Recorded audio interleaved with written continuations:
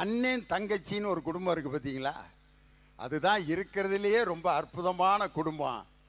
அந்த அண்ணனுக்கு தங்கச்சியாக பிறக்கிற பொம்பளை பிள்ளை மாதிரி கொடுத்து வச்ச மகராசியை உலகத்தில் வேற யாருமே இல்லை. ஒரு அண்ணனுக்கு தங்கச்சி ரோட்டில் போகிறப்ப அந்த அண்ணன் கூட நடந்து வந்தா ஒரு மிலிட்ரி கூட வந்த மாதிரி அந்த பிள்ளைய ஒருத்தன் உத்து பார்த்தா சொல்லச்சிரு என்ன உடனே அந்த பிள்ளை எங்கள் அண்ணன் எங்கள் அண்ணன் எங்கள் அண்ணன் அப்படின்னு ஊரே காமிச்சிக்கிட்டு இருக்கான். இந்த ரெண்டு பொம்பளை பிள்ளை இருக்க வீடு இருக்குது பார்த்தீங்களா, உலகத்திலே கொடுமையான வீடு அந்த வீடு தான். அக்காவுக்கு பட்டுப்புடவை ஒரு பட்டுப்பாவடை ₹1 கூட எடுத்துட்டா அந்த சின்ன பிள்ளை 3 நாளைக்கு சோறு திங்காது.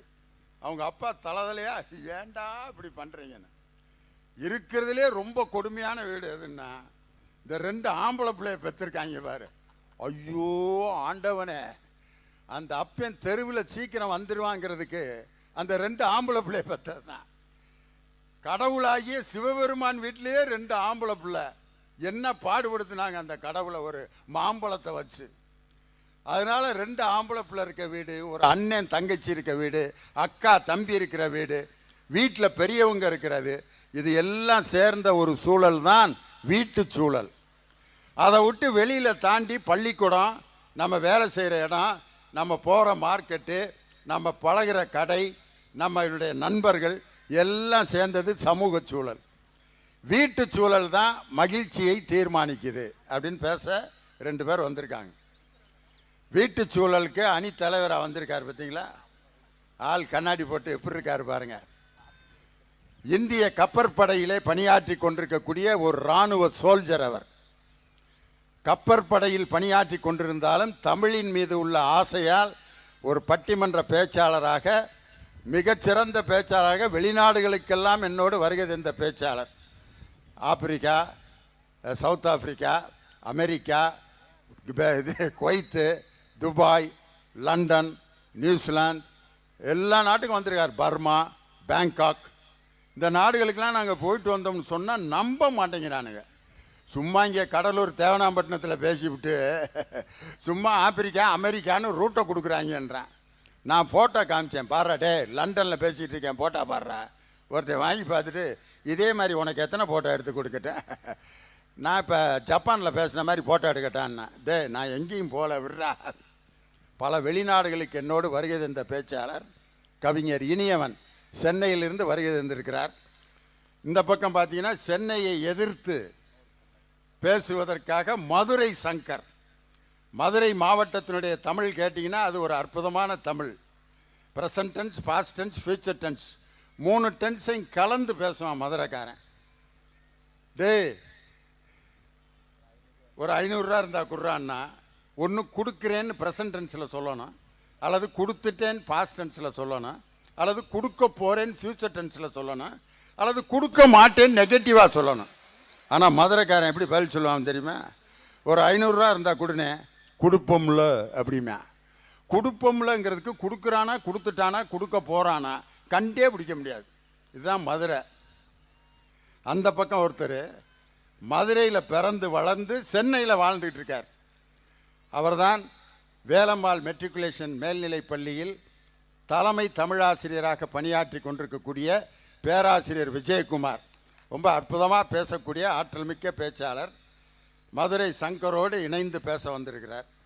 அந்த பக்கம் உங்கள் மண்ணின் மைந்தர் கடலூர் தணிகைவேல் என்னோடு பல வெளிநாடுகளுக்கெல்லாம் வந்து பாட்டு பாடி பாடி பேசக்கூடிய பேச்சாளர்களில் குறிப்பிடத்தக்க பேச்சாளர்களில் அவர் ஒருத்தர். சில பேர் நல்லா பாடுவான் பேச மாட்டான், சில பேர் பேசுவான் பாட மாட்டான், ரெண்டையும் கலந்து பேசக்கூடிய ஆற்றல் மிக்க உங்கள் மண்ணின் மைந்தர் கடலூர் தணிகைவேல். இந்த 4 பேரும் ரொம்ப அருமையாக பேச வந்திருக்காங்க. ரொம்ப வரலாற்று சிறப்பு மிக்க கூட்டம். இந்த கொரோனா காலத்தில் நடந்த ஒரு சம்பவத்தை மட்டும் நான் சொல்கிறேன். காரணம், அன்னைக்கு ஒரே ஒரு ட்ரெயின் தான் ரொம்ப நாள் கழித்து மதுரையிலேருந்து கோயம்புத்தூருக்கு விட்டாங்க. எப்போ? ஊரடங்கு காலத்தில். அப்போ ஒருத்தன் ரயில்வேல என்ன சட்டம் போட்டிருந்தாங்கன்னா, ஒரு சீட்டில் ஒருத்தர் தான் உட்காரணும். 44 சீட்டு உள்ள ஒரு பர்த்தில், ஒரு கோச்சில் ஒருத்தன் ஏறினான்.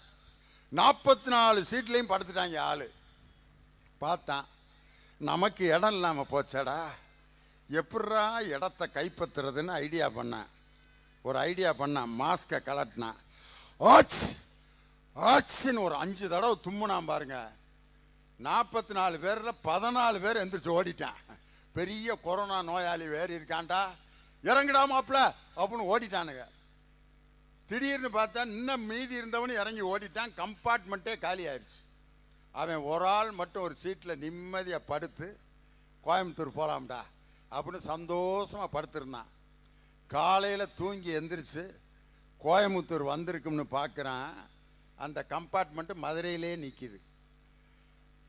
ரயில்வேக்காரங்க என்ன முடிவு பண்ணிட்டாங்கன்னா, இந்த கம்பார்ட்மெண்ட்டில் ஒரு பெரிய கொரோனா நோயாளி ஏறி இருக்கான், அதை கலட்டி விட்டுட்டு மிச்ச ட்ரெயினை ஓட்டிட்டு போங்கடான்ட்டு அவன் மதுரையிலே கிடக்கிறான். மற்ற கம்பார்ட்மெண்ட்லாம் கோயம்புத்தூர் போயிடுச்சு. இதிலேருந்து என்ன தெரியுதுன்னா, மற்றவர்களுக்கு கெடுதல் பண்ண நினைத்தால் நாம் கெட்டு போவோம் அப்படிங்கிறதுக்கு இதுதான் எடுத்துக்காட்டு. பிறர் வாழணும்னு நினச்சா நம்ம வாழ்வோம், மற்றவர்கள் சாப்பிடணும்னு நினச்சி நம்ம சாப்பாடு கொடுத்தோம்னா நம்ம வயிறு தானாக நிறையும். இதுதான் தமிழன் உலகத்திற்கு கற்றுக் கொடுத்த மிகப்பெரிய பண்பாடு. இன்னைக்கு பார்த்தீங்கன்னா சமூகம் இன்னைக்கு எவ்வளோ சந்தோஷமாக இருக்குன்னா, ஒரு பஸ்ஸில், டவுன் பஸ்ஸில் கண்டக்டர் ஏறி, ஐயா நீ எங்கே போன அப்படின்னா, நான் பண்ருட்டி போனேன். நீ எங்கே போன? நான் அரசூர் போனேன். நீ எங்கே போன? நான் தேவனாம்பட்டினம் போனேன். நீ எங்கே போன? அப்படின்னு ஒவ்வொருத்தரும் அவங்கவுங்க ஊர், குறிஞ்சிப்பாடி போகணும்னு சொல்லி ஆம்பளைங்க ஊர் பேர் சொல்லி டிக்கெட் எடுத்து இறங்கணும். ஆனால் இன்னைக்கு ஒரு கண்டக்டர் ஒரு பெண்ணை கேட்குறாரு, அம்மா நீ எங்கே போன? அந்த அம்மா சொல்லுது, நாங்கள் எங்கே வேணாலும் போவோம், எங்களை எங்கே வேணாலும் போய் இறக்கு, எங்களுக்கு டிக்கெட்டே கிடையாது, நாங்கள் எங்கே இறங்கணும்னு நினைக்கிறோமோ அங்கே தான் இறங்குவோம். இந்தியாவிலேயே தமிழகத்தில் மட்டும்தான் ஒரு பெண்ணுக்கு பாதுகாப்பான இலவசமான பயணத்தை தந்த ஒரு ஆட்சி நம் தமிழக முதல்வர் தந்த ஆட்சி. இன்னைக்கு சமூகம் அவ்வளவு மகிழ்ச்சியாக இருக்கு. எனவே சமூக சூழலா வீட்டு சூழலா என்ற அணியில் சமூக சூழலே என்ற அணியை துவக்கி வைக்க உங்கள் பலத்த கரவொலியோடு பேராசிரியர் விஜயகுமார் உங்கள் மேடைக்கு தன் கருத்துக்களை வழங்க வருகிறார். வாங்க.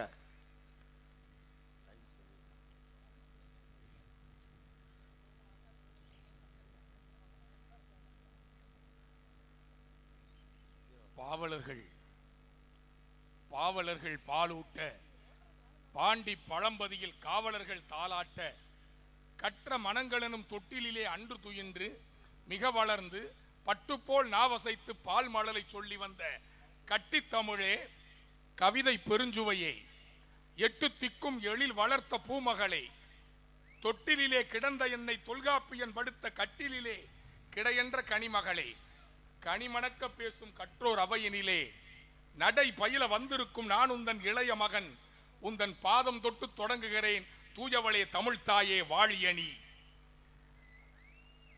மலையும் மலை சார்ந்த இடமும் குறிஞ்சி என்றான் தமிழன், காடும் காடு சார்ந்த இடமும் முல்லை என்றான் தமிழன், வயலும் வயல் சார்ந்த இடமும் மருதம் என்றான் தமிழன், கடலும் கடல் சார்ந்த இடமும் நெய்தல் என்றான் தமிழன். அந்த நெய்தல் கோடை விழாவினை பாங்கோடு ஏற்பாடு செய்திருக்கிற கடலூர் மாவட்டத்தினுடைய ஆட்சித்தலைவர் மரியாதைக்கும் போற்றுதலுக்கும் உரிய ஐயா பாலசுப்ரமணியன் அவர்களே, இந்த நிகழ்ச்சியினை பாங்கோடு ஒருங்கிணைத்திருக்கிற கடலூர் மாநகரத்தினுடைய மேயராக இருக்கிற வணக்கத்திற்குரிய சகோதரி சுந்தரி ராஜா அவர்களே, தேமதுர தமிழோசை உலகமெல்லாம் பரவும் வகை செய்து கொண்டிருக்கிற நாடறிந்த நல்ல பேச்சாளர், நகைச்சுவை தென்றல், திண்டுக்கல் என்றாலே பூட்டு என்ற நிலையை மாற்றி திண்டுக்கல் என்றாலே தமிழ் பாட்டு என்ற நிலையை உருவாக்கி அண்ணன் திண்டுக்கல் ஐ லியோனி அவர்களே, மேடையிலே வீற்றிருக்கின்ற பேச்சாளர் பெருமக்களே, எங்கூர் சித்திர திருவிழாவை பார்க்கிற மாதிரி இருக்கு நீதிபதி அவர்களே.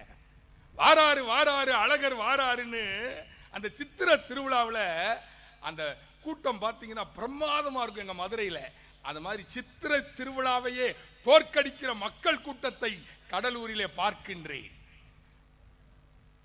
பெரியோர்களே, நண்பர்களே, ஒரு நல்ல தலைப்பு இன்னைக்கு எங்க அண்ணன் கொடுத்திருக்கிறார்.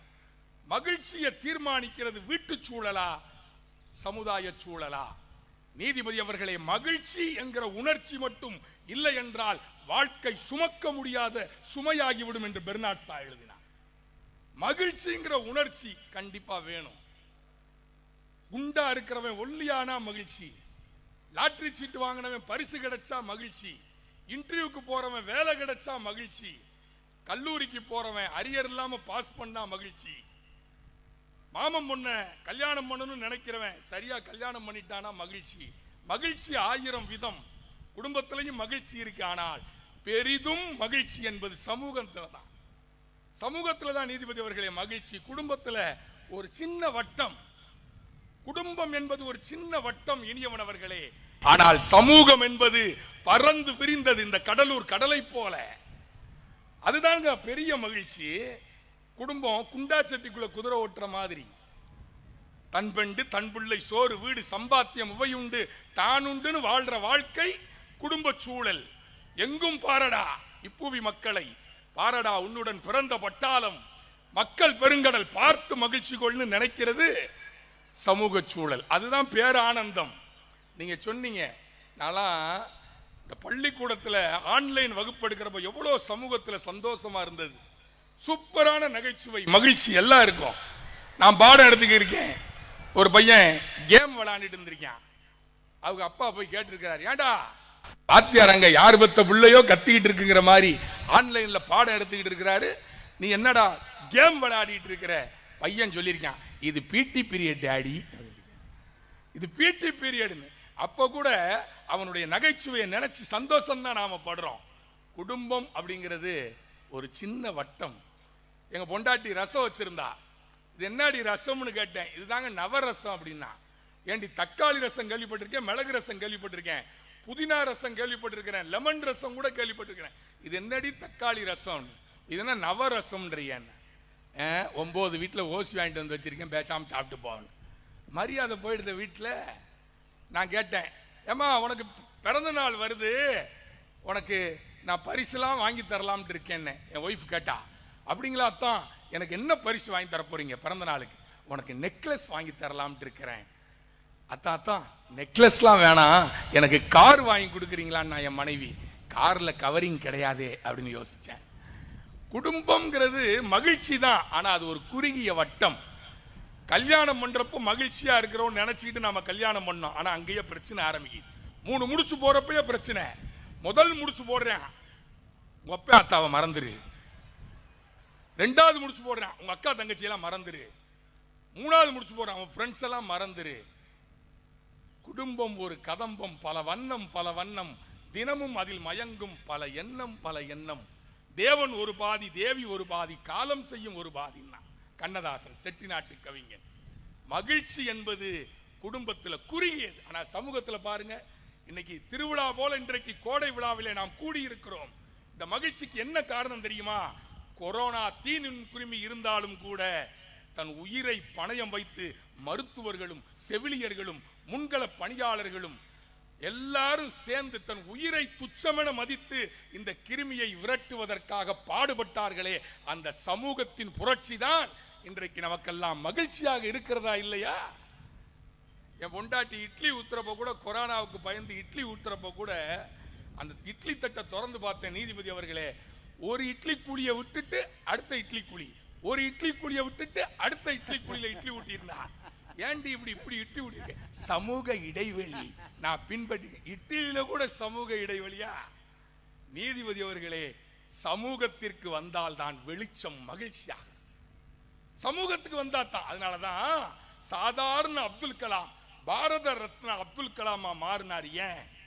The light from many lamps. Moore மார்க்கெட்ல ஒரு புத்தகம் வாங்கினார் நீதிபதி அவர்களே.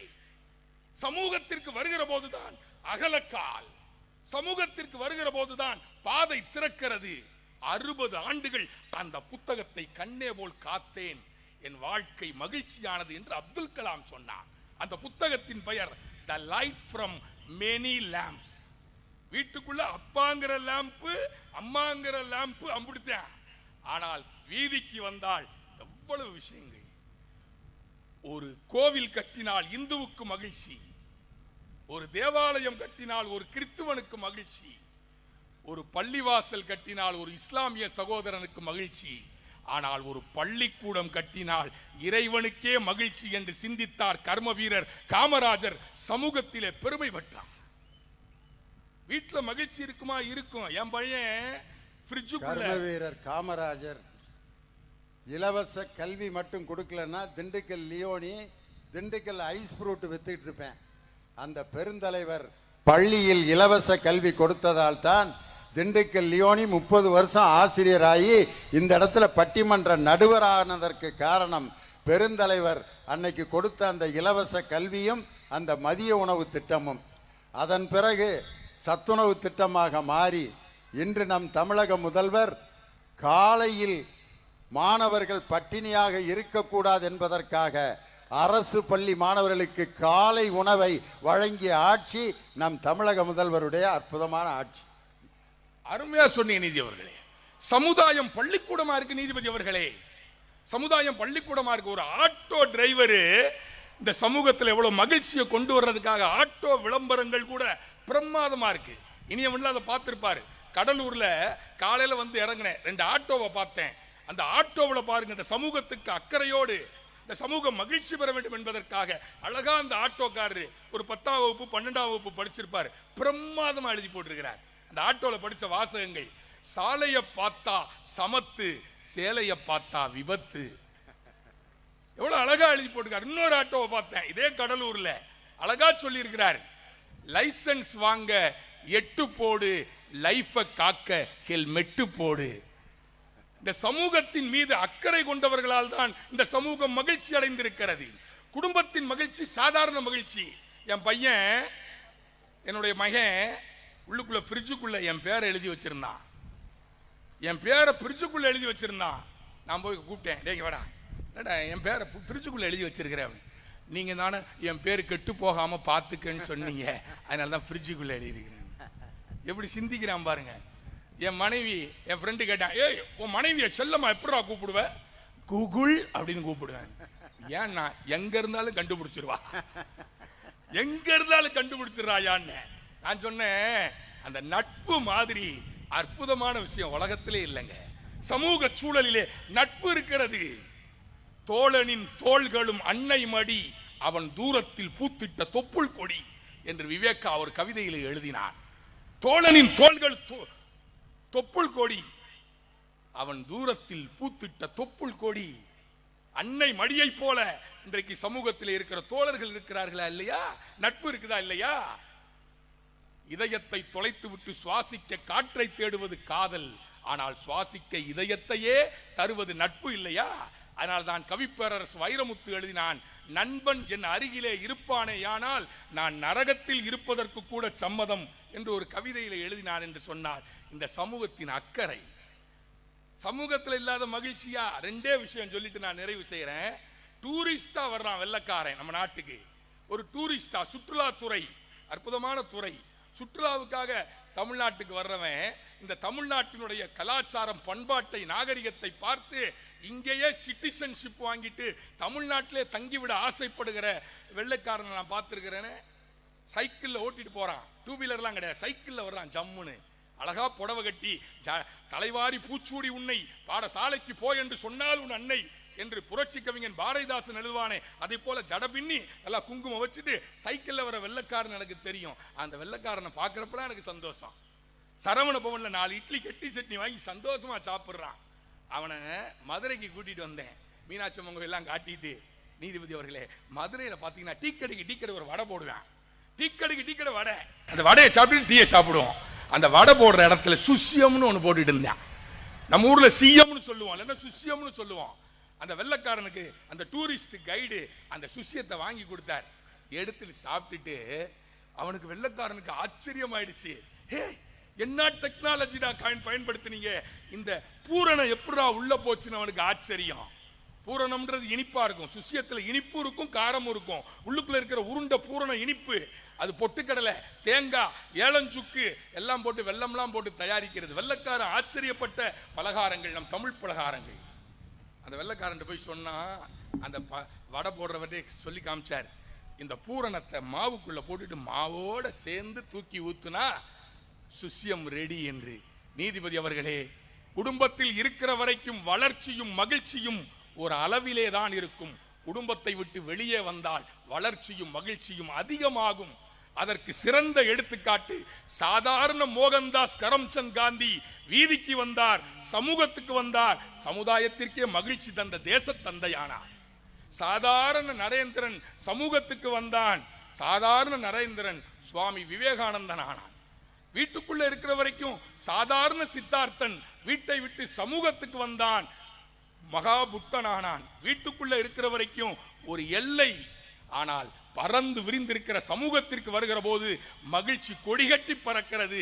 குடும்பம் என்பது குறுகிய வட்டம், வானம் வசப்படும் என்பது சமூகம் என்பதை சொல்லி நிறைவாக ஒரு செய்தி. ஒரு கணவன் இருந்தா, மனைவி இருந்தா, மனைவி சொன்னா, என்னங்க இந்த காளை மாட்டை விட்டுட்டு நாம ஒரு பொட்டி கடை வச்சு பொழைச்சிக்கிடலாம்.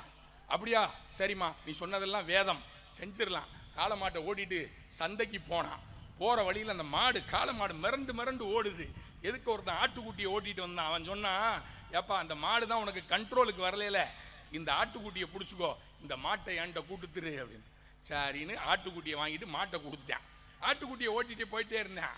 அந்த ஆட்டுக்குட்டியை ஓட்டிட்டு போறப்போ அங்கே எதுக்கு ஒருத்தன் கோழியை கூட்டிட்டு வந்தான்.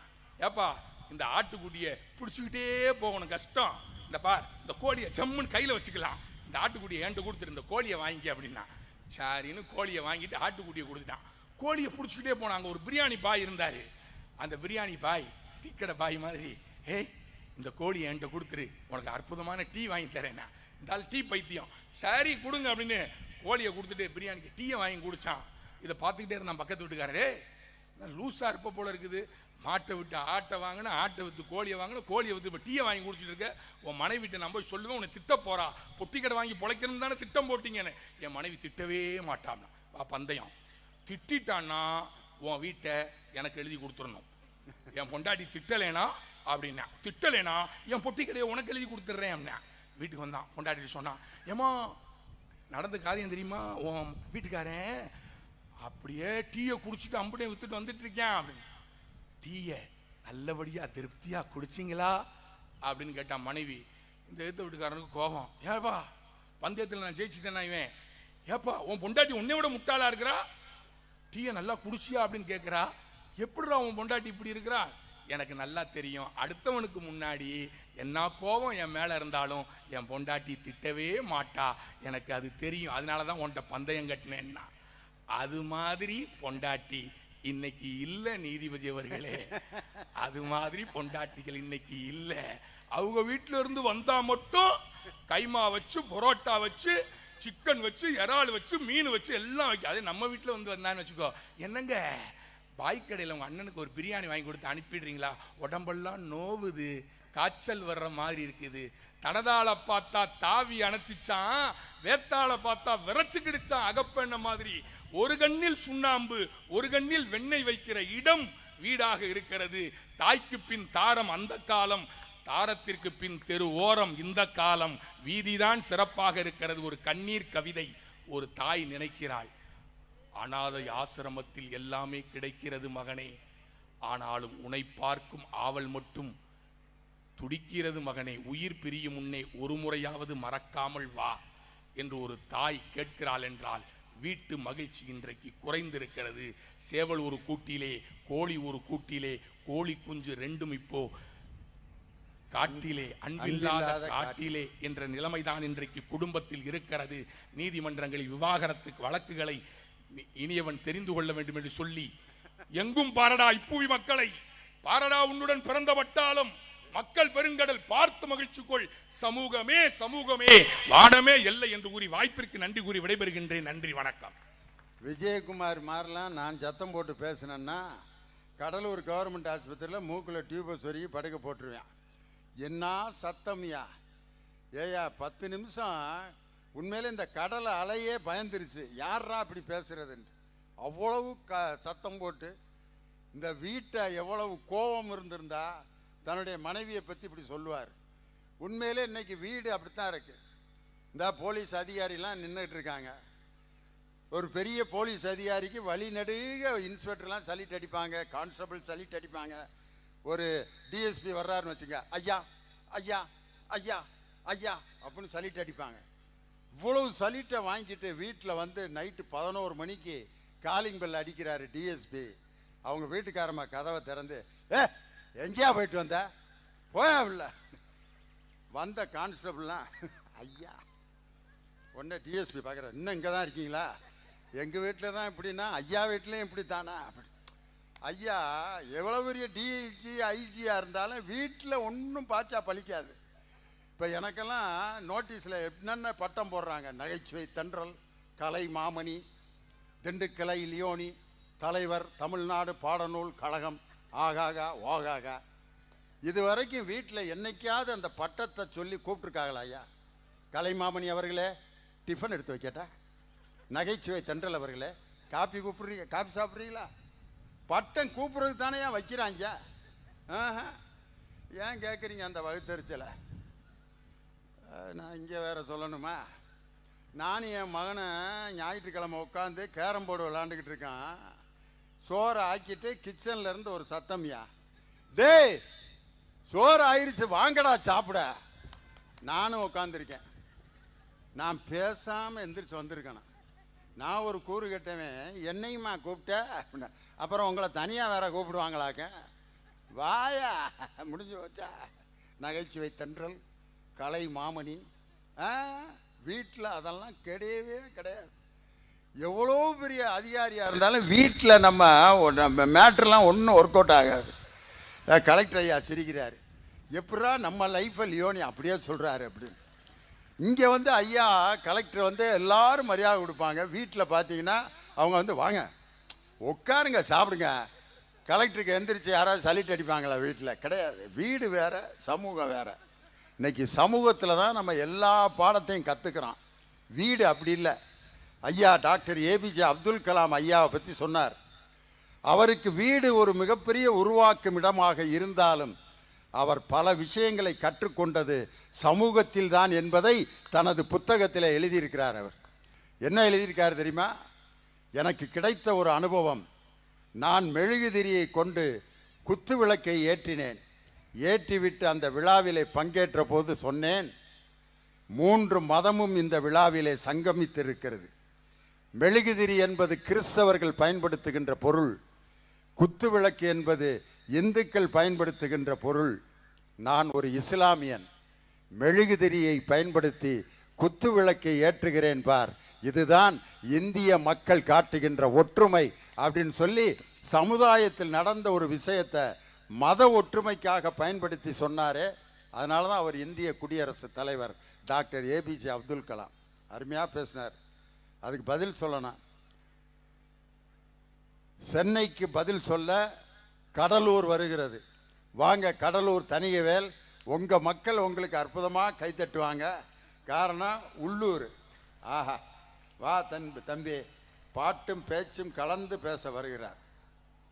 அரிதாரம் பூசி ஆங்கிலத்தில் பேசுபவர்களுக்கெல்லாம் களம் அமைத்து கரவொலி எழுப்பும் கூட்டத்திற்கெல்லாம் மத்தியில் இலக்கணம் பல்வகை கொண்டிருந்தாலும் தலைக்கணம் சிறிதுமில்லா நம் தமிழுக்கு மேடையேற்றி அழகு பார்க்கும் உங்களை வணங்கி என் முறையை துவங்குவதில் பெருமை கொள்கின்றேன். நல்ல வேலை, பட்டிமன்றம் முழுதும் இப்படி தான் இங்கிலீஷில் பேசி கொள்ளுவாராக்குன்னு நினச்சேன். நல்ல வேலை தமிழுக்கு வந்துட்டியே ஐயா. உண்மையிலே நம் தாய்மொழியை நம்மிடமிருந்து எந்த கொம்பனாலும் பிரிக்க முடியாதுங்கிறதுக்கு கடலூர் தனியவேல் அந்த தாய்மொழியில் பேச ஆரம்பிச்சோன்னா நமக்கு ஏற்பட்ட ஒரு மகிழ்ச்சி. நாம் ஹிந்துவாக இருந்தாலும், இஸ்லாமியர்களாக இருந்தாலும், கிறிஸ்துவர்களாக இருந்தாலும், இந்திய தேசத்தில் பிறந்திருந்தால் பொதுவாய் வணங்க வேண்டிய தெய்வங்கள் 2 உண்டு. ஒன்று எல்லையை காக்கின்ற இராணுவ வீரர்கள், மற்றொன்று கொள்ளையை காக்கின்ற விவசாயி. அந்த 2 தெய்வங்களையும் வணங்கி நடுவர் அவர்களை சொல்லாம விட்டா எப்படி இருக்கும்?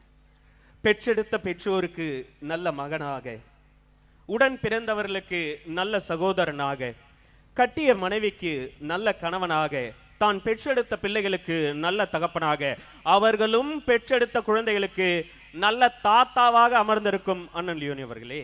உன்னை நான் கேட்டேன்னா, எனக்கு பேரப்பிள்ளை இருக்கு, நான் தாத்தா ஆயிட்டேன், இவ்வளோ பெரிய கூட்டத்துக்கு முன்னாடி என்னை நான் சொல்ல சொல்லி கேட்டேனா?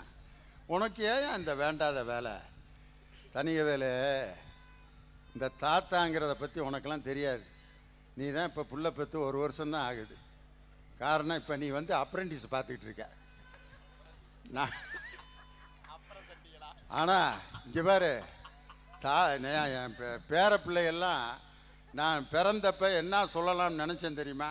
டேய், பொது இடத்துல என்னை போடா வாடானாவது கூப்பிடுங்க, தாத்தான் மட்டும் கூப்பிடக்கூடாதரா, பிச்சு பிடுவேன் அப்படின்னு சொல்லலாம்னு நினச்சேன்.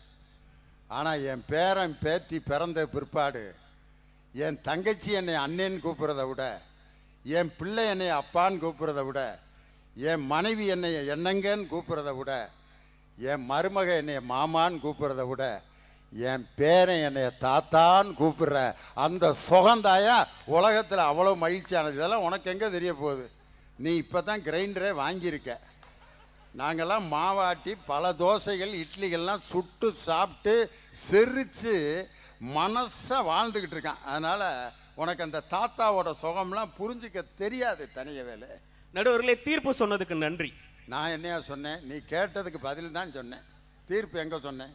இல்லை நடுவர்களே, நகைச்சுவை தென்றல், கலைமாமணி, அமெரிக்க பல்கலைக்கழகத்தால் டாக்டர் பட்டம், இன்று தமிழக அரசின் பாடநூல் கழகத்தின் தலைவர், இந்த சமூகம் அத்தனை பட்டங்களை வாரி வாரி கொடுத்திருக்கின்றது நகைச்சுவை தென்றல் திண்டுக்கல் ஐ லியோனி அவர்களுக்கு. ஆனால் இத்தனையிலும் கிடைப்பதை விட சுகம் எதில் கிடைத்திருக்கிறது? வீட்டில் அவருடைய பேரன் தாத்தா என்று அழைப்பதில் தான் இருக்கிறது என்று சொன்னால், நகைச்சுவை தென்றலுக்கே வீட்டு சூழல் தான் மகிழ்ச்சின்னா சாமானியம் எனக்கு மட்டும் எப்படி இருக்கும் சார்? ஒரு கடைக்கோடி கிராமம், கடலூரின் கடைக்கோடி கிராமத்தின் ஆலமரத்தின் ஆணி வேரில் இருந்த தணிகை வேலனை கண்டங்கள் கடந்து Singapore, Malaysia, Thailand, Muscat, Oman என்று அத்தனை தேசங்களுக்கு அழைத்து சென்று பேச வைத்து அழகு பார்த்த நடுவர் அவர்களே, நீங்கள் அத்தனை மேடைகளில் என்னை பேச வைத்தாலும் அதிலெல்லாம் கிடைக்கின்ற மகிழ்ச்சியை விடவும் இன்று என் சொந்த மாவட்டத்தில் சொந்த ஊரிலிருந்து பேசும் பொழுது என் தாயின் மடியிலிருந்து பேசுவதை போல் நான் மகிழ்கின்றேன் சார். கொரோனா காலகட்டம் வந்தது, சமூகத்தில் இருக்கின்ற பள்ளியின் கதவுகள் மூடப்பட்டது, கல்லூரியின் கதவுகள் மூடப்பட்டது, அலுவலகங்களின் கதவுகள் மூடப்பட்டது.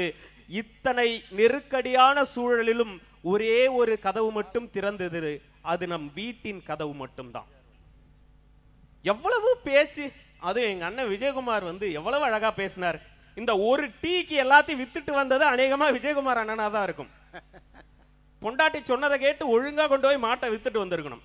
நடுவரில் எங்க ஊர்ல ஒருத்தர் அவர் மகனை ரொம்ப சீரும் சிறப்புமா வளர்த்தாரு. அவர் சென்னைக்கு போயிட்டாரு. அந்த மகனுக்கு அதாவது பேரனுக்கு விரல் சூப்புற பழக்கம் இருந்தது.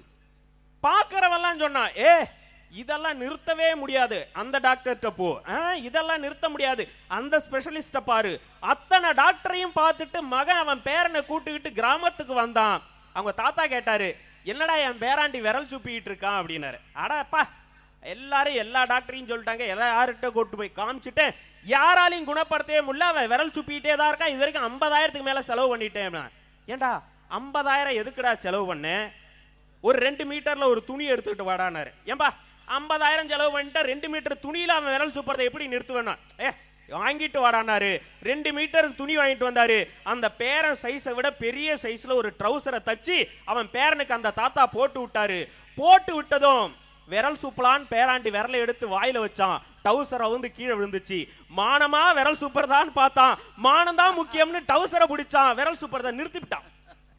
ஏயா, ஒரு பய விரல் சூப்புறதை நிப்பாட்டுறதுக்கு அவன் மானத்தை வாங்கியாயா நிப்பாட்டுறது?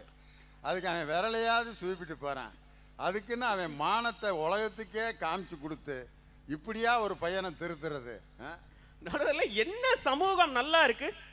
போன வாரம் சென்னையில இருந்து வந்துட்டு இருக்கேன். பாண்டிச்சேரியில பஸ் ஸ்டாண்ட்ல இறங்கி ஒரு பஸ்ல ஏறி உட்காந்தாங்க. பாண்டிச்சேரியில இருந்து கடலூர்ல உட்கார்றதுக்கு என் பக்கத்துல ஒருத்தன் உட்கார்ந்தான்.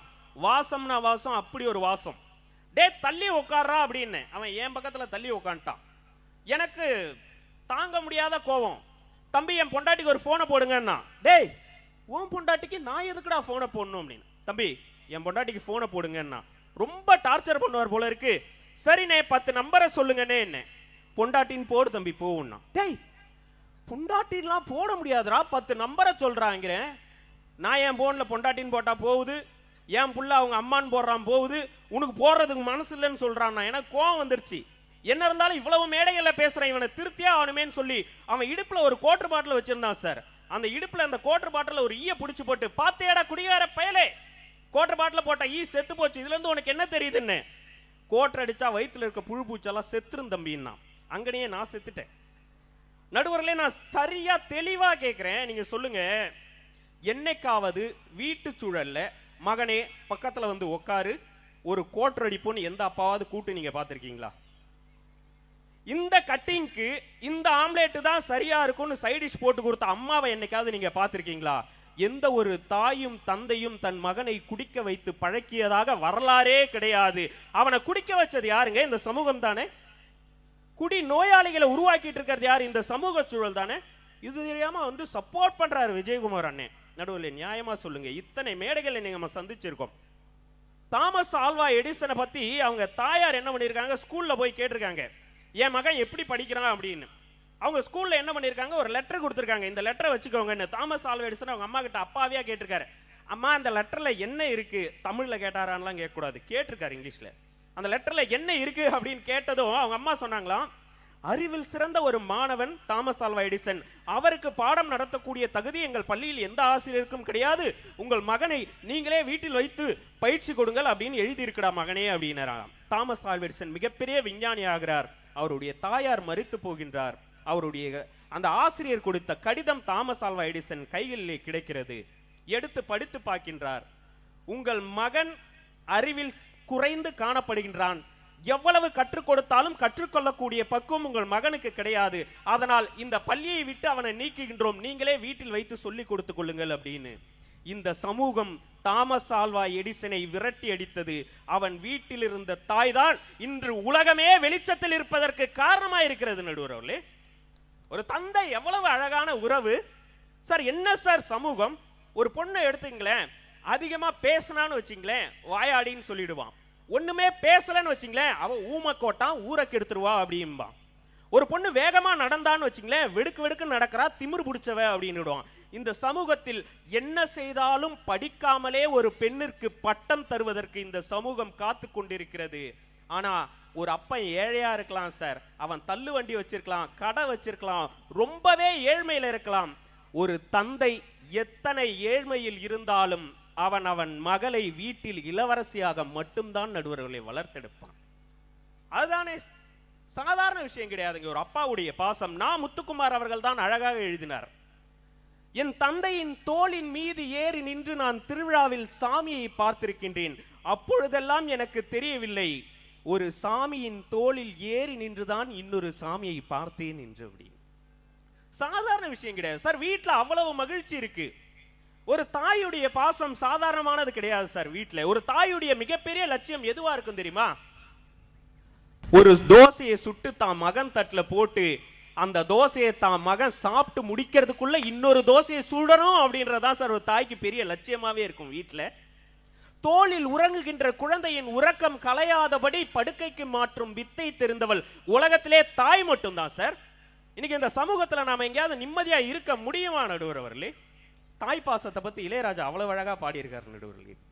வெறுங்கைய வீசி கொண்டு விறகு சுமந்து வித்து இரவா பகலா தினம் தினம் உழைச்சதும் சருகு பொறுக்கி வந்து சாதம் வடிச்சி தந்து பசியே தெரியா மகனா வளர்த்ததும் எத்தனை தாயிங்க நம்ம தமிழ்நாட்டுல, என் தாய் அவளை போல் யாரு இந்த ஊர்ல, தியாகி யாரு தியாகி யாரும் இல்ல போடா, தாயின் கால நீயும் கும்பிட்டுட்டு வாடா, அவதான் கோயில் அவதான் தெய்வம் சொன்னது.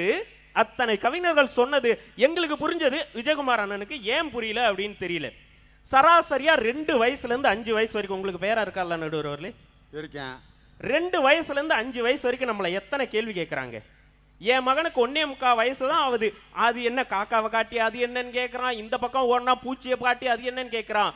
ஒரு ஆய்வறிக்கை தெளிவாக சொல்கின்றது, 2 வயது முதல் 5 வயது வரை குழந்தைகள் சராசரியாக 40,000 கேள்விகளை நம்மிடம் கேட்கிறதுன்னு சொல்றான். அந்த 40,000 கேள்விக்கும் சலிக்காம பதில் சொல்றது ஒரு ஆசிரியரால முடியாது, அவனை பெற்றெடுத்த தாயால் மட்டும்தான் நடுவர் அவர்களே முடியும். எத்தனை கேள்வி கேட்டாலும் பொறுமையா பதில் சொல்ல ஒரு தாயால மட்டும்தானே முடியும். இன்னைக்கு வந்து சேம்பர் ஆஃப் காமர்ஸ் உடைய பிரசிடென்ட் ஜிஆர் துரைராஜ் ராதாகிருஷ்ணன் அவர்கள் உட்கார்ந்துருக்காரு. எத்தனை துறையில அவர் முத்திரை பதிச்சாலும் அவருடைய வீட்டில் அவருடைய சூழல் மகிழ்ச்சியாக இருந்தால்தான் அத்தனை துறையிலும் சமூகத்தில் முத்திரை படிக்க முடியும். நடுவர்களே, என்னுடைய ஒரே கேள்வி, உங்க பாக்கெட்ல எவ்வளவு இருக்கு?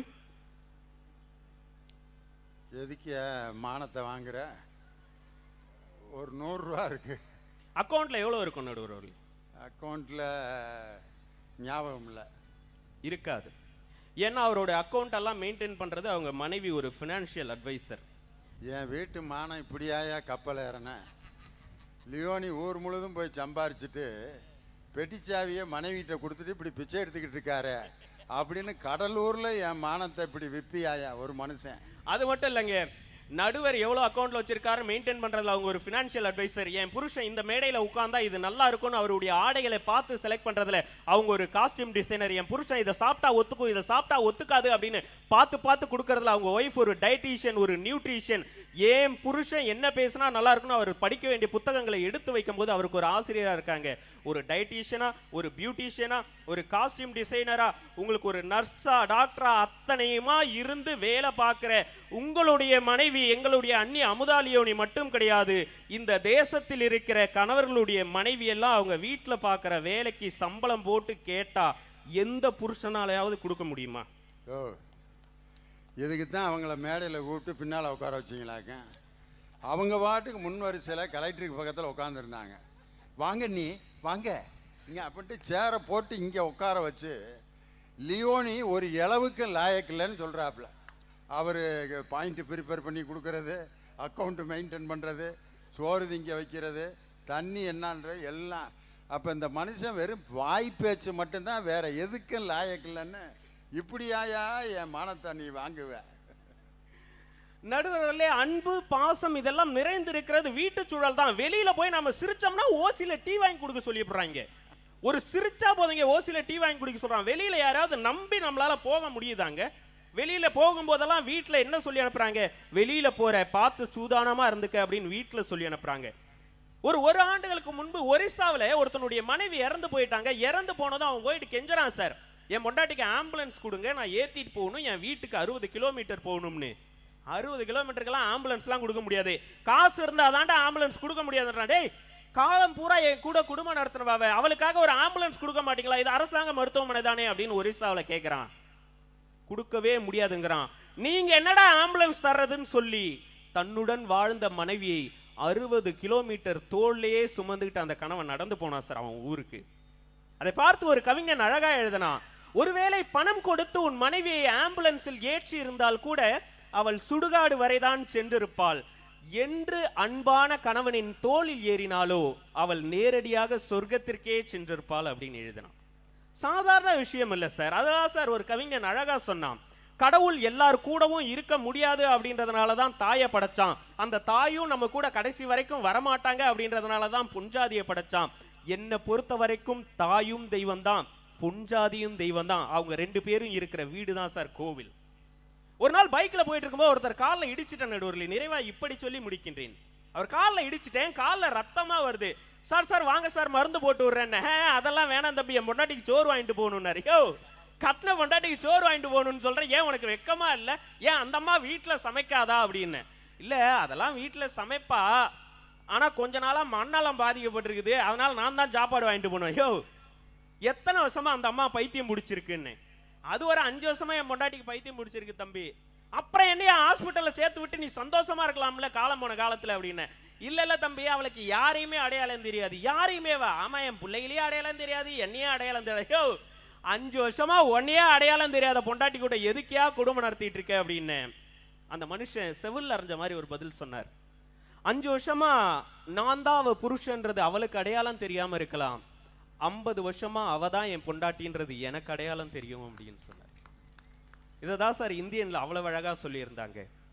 உன் மூச்சில் நான் வாழ்ந்தால் என் முதுமை ஆனந்தம், நீ இன்னொரு பிறவி என்னை பெற்றால் இன்னும் ஆனந்தம், பனி கொட்டும் மாதத்தில் உன் வெப்பம் ஆனந்தம், நீ காது வரைக்கும் கம்பளி போட்டும் கருணை ஆனந்தம், வாழ்வே நூறானந்தம், வாழ்வில் பேரானந்தம்.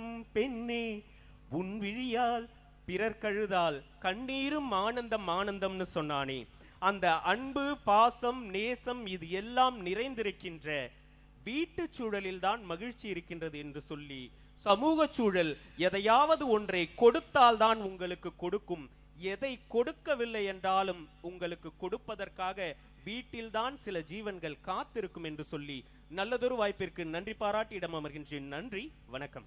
ஆஹா, உள்ளூர்ல பேசி பேர் வாங்குறது எவ்வளவு கஷ்டம் தெரியுமா? என்னையெல்லாம் திண்டுக்கல் லியோனியை திண்டுக்கல்ல இருக்க விநாயகர் கோயிலில் கூப்பிடுங்க. திண்டுக்கல் லியோனியை போய் திண்டுக்கல் எதுக்குடா போட்டுக்கிட்டு, வேற வெளியூர்ல இருந்து கூப்பிடுங்கடா அப்படிம்பாங்க. ஆனால் கடலூர் தனியவேல் கடலூர் மக்களிடமே பேசி இவ்வளவு அற்புதமான கரவொலியை வாங்கிய கடலூர் தனியவேலுக்கு என்னுடைய மனமார்ந்த பாராட்டுக்கள். அவர் வீட்டு சூழல் தான் ரொம்ப அழகாக பேசினார். காரணம், நான் இங்கே மேடையில் பாடிக்கிட்டு பேசிகிட்டு இருக்கிறதுக்கு யார் காரணம்? இந்த சமுதாயமா? நான் சின்ன பயலாக இருக்கும்போது எங்கள் வீட்டில் அவ்வளவு பிள்ளைய இருந்தப்ப நான் என்னத்தை சொல்கிறது, எங்கள் அப்பா வருஷத்துக்கு கிறிஸ்மஸுக்கு ஒரு டவுசர் எடுத்து கொடுப்பாரு. அந்த டவுசர் எங்கன கிளியக்கூடாதோ அங்கன தான் முதல்ல கிளியும். என்னைய பயல்கள்லாம் போஸ்ட் ஆஃபீஸுன்னு நக்கல் பண்ணுவானுங்க. அப்படி கிழிஞ்ச டவுசர் கிழிஞ்ச சட்டை போட்டு அது என்னுடைய மாணவ பருவத்தில் எங்கள் அம்மாட்ட சுற்றிக்கிட்டு இருந்தேன். அப்போ நான் 3rd ஸ்டாண்டர்ட் படிக்கிறப்போ குடியிருந்த கோயில்னு ஒரு எம்ஜிஆர் படம் வந்துச்சு. அந்த படத்தில் எம்ஜிஆர் ஒரு பாட்டு பாடுவார், அற்புதமான பாட்டு. கருப்பு பேண்ட்டு சிவப்பு சட்டை போட்டு தொப்பி வச்சு, கோழி ரெக்க வச்ச தொப்பி, அதை வச்சு ஒரு பாட்டு. என்னை தெரியுமா நான் சிரித்து பழகி கருத்தை கவரும் ரசிகன், என்னை தெரியுமா உங்கள் கவலை மறக்க கவிதை பாடும் கவிஞன், என்னை தெரியுமா. ஆஹா ரசிகன், ஆஹா ரசிகன், நல்ல ரசிகன், நல்ல ரசிகன், உங்கள் ரசிகன், உங்கள் ரசிகன் அப்படின்னு அந்த பாட்டு. 3ஆம் கிளாஸ் படிக்கிறப்ப அந்த படம் வந்துச்சு. இந்த பாட்டை பார்த்துட்டு அதே மாதிரி ட்ரெஸ் பண்ணி பாட்டு பாடணும்னு எனக்கு ஆசை. எங்கள் வீட்டில் வருஷத்துக்கு ஒரு டவுசர் இருக்க குடும்பத்தில் வாழ்ந்தவன் நான். ஆனால் எங்கள் அம்மாட்ட அந்த ஆசையை சொன்னேன். எங்கள் அம்மா, டேய் இவ்வளவு விலையுயர்ந்த ட்ரெஸ்ஸுக்கு நான் எங்கடா போவேன்னொன்னே, வீட்டில் இருக்கிற டவுசர்லேயே நல்ல டவுசர், வீட்டில் இருக்க சட்டையில் ஒரு நல்ல சட்டையை போட்டு ரப்பர் பேண்டை தலையில் எடுத்து கட்டி ஒரு கோழி ரெக்கை இப்படி ஓரத்தில் சொருகிக்கிட்டு, அப்போ நான் பார்த்தீங்கன்னா சின்ன பிள்ளையில் எப்படி இருப்பேன்னா, கண்ணங்கரேர்னு பல்லு பாதி ஓட்டை இருக்கான், தலை பார்த்தீங்கன்னா சப்பி போட்ட பனங்கொட்டை மாதிரி இருக்கேன், கண்ணங்கரேன்னு இருப்பேன். இந்த நிலைமையில் நான் கோழி ரெக்கையை குத்திக்கிட்டு எம்ஜிஆர் பாட்டு பாடிக்கிட்டு படியில் இறங்கி ஆடிக்கிட்டு வர்றேன். எங்கள் அம்மாட்ட, அம்மா நான் பாடுறேன் கேளுமா அப்படின்ட்டு, என்ன தெரியுமா நான் சிரித்து பழகி. எங்கள் அம்மா சப்புன்னு அரைஞ்சு, உனக்கு எதுக்குடா அந்த வேண்டாத வேலைன்னு சொல்லலை. அந்த கண்ணங்கரேன்னு இருக்க ஓட்டப்பல்லு மகனை மடியில் தூக்கி வச்சுக்கிட்டு எங்கள் அம்மா சொல்கிறாங்க, அப்படியே எம்ஜிஆர் மாதிரியே இருக்கேன் என் பிள்ளை அப்படின்னு. எங்கள் அம்மாட்ட ஏமா அப்படின்னு சொல்லிட்டு எங்கள் அம்மா கொடுத்த முத்தம் இருக்குது பார்த்தீங்களா. லியோன் இந்த லட்சக்கணக்கான மக்கள் முன்னால் இன்று கைதட்டி பேசி மக்களை மகிழ்ச்சிப்படுத்துகிறேன்னா, என் தாய் கைதட்டி அந்த முதல் கைதட்டு தான் உலகம் முழுவதும் லியோனிக்கு கைதட்ட வாங்கி கொடுக்குது. வீட்டு சூழல் ஒரு மனிதனுக்கு சரியாக இருந்தால்தான் அவன் சமுதாயத்தில் வெற்றி நடை போட முடியும். அருமையாக கடலூர் தனியவேல் பேசினார். இதுக்கு பதில் சொல்லணும். கடலூருக்கு பதில் சொல்ல மதுரை வாங்க.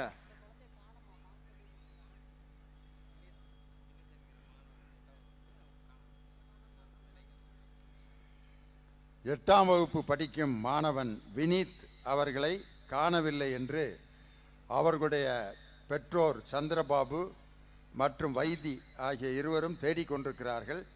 அந்த வினீத் என்ற மாணவன் எங்கிருந்தாலும் மேடைக்கு அருகே வந்து தனது பெற்றோருடன் இணைந்து கொள்ளும்படி அன்போடு கேட்டுக்கொள்கிறோம்.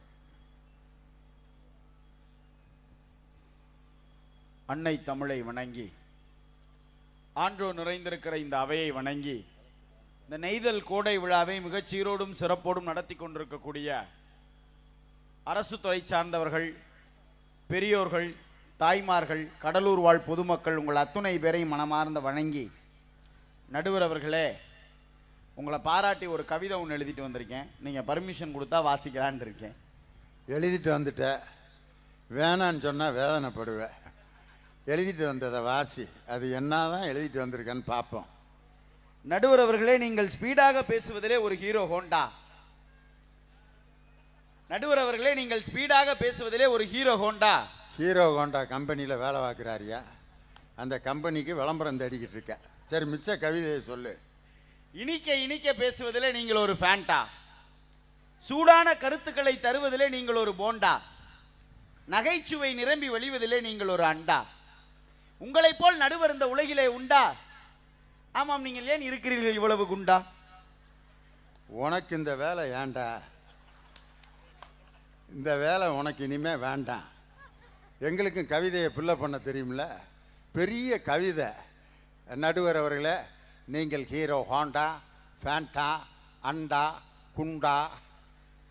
என்ன டி ராஜேந்திரோட ஃபார்முலாயா அது? அவர் தான் அந்த ஃபார்முலாவே கண்டுபிடிச்சாரு. அவர் பார்த்தீங்கன்னா அந்த கடைசி வரி மட்டும் ஒன்றா இருந்தால் போதும். அவர் சொன்னால் ரொம்ப அழகாக இருக்கும். பார்த்துருக்கீங்களா? இந்தியாவின் தலைநகரம் டில்லி, செவுத்தில் ஓடுறது பள்ளி, பையங்க விளாடுறது கில்லி, குளத்தில் பூக்கிறது அல்லி, செத்தா எரிக்கிறது கொல்லி. டன்டனக்கா டனக்குனக்கா அப்படி அவர் சொன்னால் தான் நல்லாயிருக்கும். பாவம், மனிதர் சுகம் இல்லாமல் இருக்கார். அவர் நல்லபடியாக சுகமாகணும்ட்டு எல்லாரும் அவருக்காக இயற்கையும் இறைவனையும் வேண்டிக்குங்க. நடுவர்களே, இன்னும் கவிதை முடியவே இல்லை. இன்னம்மா யோ, இதுக்கே காம நேரம் ஆயிரும் போல இருக்கு.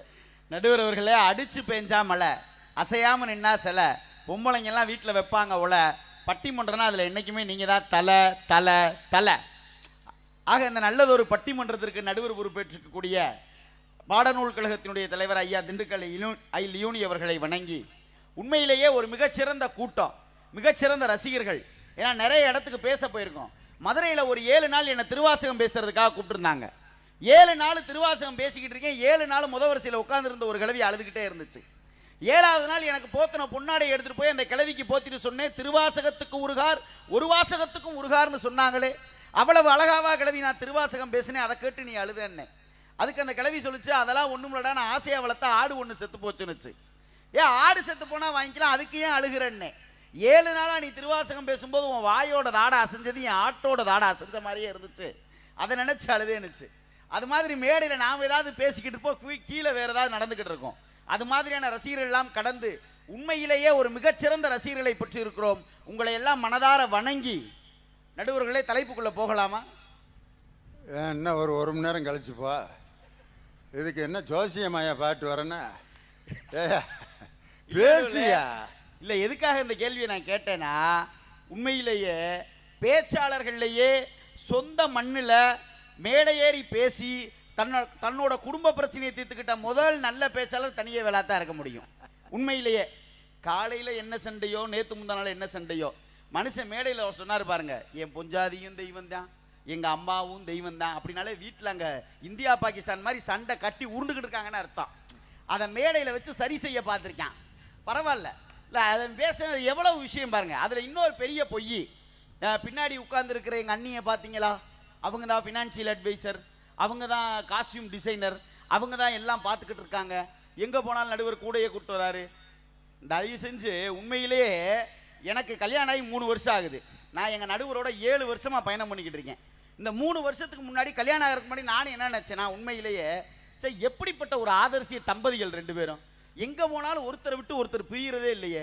நடுவர் இங்கே மட்டும் இல்லை, வெளிநாடு போனாலும் கூட்டிகிட்டு வந்துடுவார். உண்மையிலேயே நான் ரொம்ப பெருமையாக நினச்சேன், நம்மளும் இனிமேல் கல்யாணம் பண்ணால் இப்படித்தாண்டா நம்ம பொண்டாட்டியோட குடும்பம் நடத்தணும்னு. நமக்கு கல்யாணம் ஆகி 3 வருஷம் ஆச்சு பார்த்தீங்களா, இப்போ தான் அந்த வள்ளல் என்னங்கிறது நமக்கு தெரியுது. இந்த நம்ம ஊரில் பாம்பாட்டி பார்த்துருக்கீங்களா, பாம்பாட்டி, அவன் பாம்பை பிடிச்சி பெட்டியில் அடைச்சிட்டு நைட்டு வீட்டில் போய் தூங்கிட்டு திரும்ப மறுநாள் காலையில் எந்திரிச்சு போகும்போது பாம்பு பெட்டி 2ஐயும் மறந்துடாமல் எடுத்துகிட்டு வெளியே போயிருவான். ஏன்னா அவன் ஒருத்தனுக்கு தான் தெரியும், அதை வீட்டில் விட்டுட்டு போனால் வீட்டில் இருக்க எல்லாரையும் போட்டுரும்னு. எங்கள் நடுவர் ஏன் மடியில் கட்டிக்கிட்டு கடலூர் வரைக்கும் திருறாருன்னு அவருக்கு தான் தெரியும் பாவம். இப்போ என்னையா சொல்கிற நீ? என் வீட்டுக்காரி பாம்பு, அதை பெட்டியில் போட்டு ஊராக நான் தூக்கிட்டு திரியிற பாம்பாட்டிங்கிற ஆசை தீர்ந்துச்சா? தீர்ந்துச்சு போங்க. இதுக்கு மதுரையிலேருந்து டிக்கெட் எடுத்துகிட்டு வந்திருக்காரியா? எதுக்கு? என் வீட்டுக்காரிய பாம்புன்னு சொல்லி நான் பாம்பாட்டின்னு சொல்கிறது. சங்கர், இதுதான் உனக்கு எனக்கும் உள்ள வித்தியாசம். I am an experienced man, you are unexperienced. அது ஏன் பாம்பு, எனக்கு சொந்தமான பாம்பு. அதை எங்கே வேணாலும் நான் தூக்கிட்டு போவேன், பெட்டியில் போட்டு தூக்கிட்டு வருவேன், தலையில் வச்சுக்கிட்டு கூட ஆடுவேன், அல்லையில் வச்சுக்கிட்டு நடப்பேன். திடீர்னு பாம்புனா கொத்தத்தான் செய்யும். அது என்ன மண்புழுவா? பாம்புனா கொத்தும், கொத்துலன்னா அதுக்கு பேர் பாம்பு கிடையாது. கொத்துனோன்னா நான் என்ன செய்வேன், மகுடி எடுத்து ஊதுவேன், அது பாட்டுக்கு ஆடிக்கிட்டு இருக்கேன். சில நேரம் பாம்பு ஆடும், கொத்தும். இதெல்லாம் கலந்தது தான் என் வாழ்க்கை. எனக்கு ஒரு நல்ல பாம்பு அமைஞ்சிருச்சு, உனக்கு 3 வருஷத்துலேயே கொடுமைக்கார பாம்பாக இருக்கும் போல். அதனால தான் இங்கே வந்து நீ வகுத்தறிச்சலை கொட்டிக்கிட்டு இருக்க. நடுவருக்கு நல்ல பாம்பு போல, ஆனால் பாவம் அவருக்கு தெரிய மாட்டேங்குது, பாம்புலேயே நல்ல பாம்பு தான் ரொம்ப விஷம் அதிகமுள்ள பாம்புன்னு. நம்பால் பாரு, விஷமுள்ள பாம்புக்கு தான் நல்ல பாம்புன்னு பேர் வச்சிருக்கேன் பாரு. டே அப்பா, இல்லை நான் என்ன கேள்வி யோசிச்சு பாருங்க. குடும்பம் வந்து ரொம்ப மகிழ்ச்சியை தருதான். அதில் ஒரு உதாரணம் சொன்னார் தனியவேலு. தாமஸ் ஆல்வா எடிசனை ஸ்கூல்ல இருந்து விரட்டினப்ப அவங்க அம்மா தானே எல்லாம் சொல்லி கொடுத்தாங்க.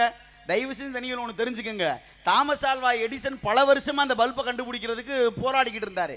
திடீர்னு ஒரு நாள் நடுராத்திரியில் பல்பை கண்டுபிடிச்சாரு, லைட் எரிஞ்சிருச்சு. அவரால் அந்த சந்தோஷத்தை பகிர்ந்திருக்க முடியல. அப்படியே ஆச்சரியத்தோட உச்சத்துக்கு போயிட்டு பொண்டாட்டி எழுப்பாரு, ஏ லைட் எரிஞ்சிருச்சு, லைட் எரிஞ்சிருச்சு, லைட் எரிஞ்சு. பொண்டாட்டி சொன்ன ஒரே வார்த்தை, ஆஃப் பண்ணி போட்டு படியா நடுராத்திரிலன்னா. அவ்வளோதான், முடிஞ்சு போச்சு. எங்கிட்ட இருந்து குடும்பம் உங்களுக்கு தூக்கிச்சு. ஆனால் இன்னைக்கு தாமஸ் ஆல்வா எடிசனை யார் தெரியுமா கொண்டாடி கொண்டிருக்கிறது? அவருடைய ஒவ்வொரு பிறந்த நாள் அன்றும் அமெரிக்கா தன்னுடைய மொத்த விளக்குகளையும் அணைத்து விட்டு இது போன்று இருந்த இந்த உலகத்தை மீண்டும் அத்தனை லைட்டையும் போட்டு இது மாதிரி மாற்றியது தாமஸ் ஆல்வா எடிசன்ங்கிற மிகப்பெரிய விஞ்ஞானி தான் சொல்லி ஒவ்வொரு வருடமும் அமெரிக்கா தான் கொண்டாடிக்கிட்டு இருக்கு. எந்த பொண்டாட்டி கொண்டாடினா நான் கேட்கிறேன். இதுல அவர் வந்துகிட்டு உலகத்துல இருக்க எல்லா பொஞ்சாதியும் ரொம்ப நல்ல பொஞ்சாதி, அங்கே பாரு உனக்கு ஜால்ரா தட்டுனுங்கிறக்கா இருக்கவன பூரா வெறுப்பேற்ற கூடாது. நீங்க மதுரையில விட்டுட்டு வந்திருக்கவனுக்கு தான் தெரியும். இதுல என்ன பேச்சு? இவ்வளவு நேரம் வீரமா பேசிட்டு 5 நிமிஷத்துல ஜகா வாங்கிட்டாரு பாருங்க சங்கர். இல்ல இதுல அவர் வேற இன்னொரு பொய். யாருக்கு தெரியுமா? தாய்க்கு தான் தெரியுமா ஒரு வித்தை. என்ன? தோல்ல இருக்க குழந்தைய தூக்கி தூக்கம் கலையாம பெட்ப எந்த பொம்பளை அமத தூங்க வைக்கிறா பிள்ளைய?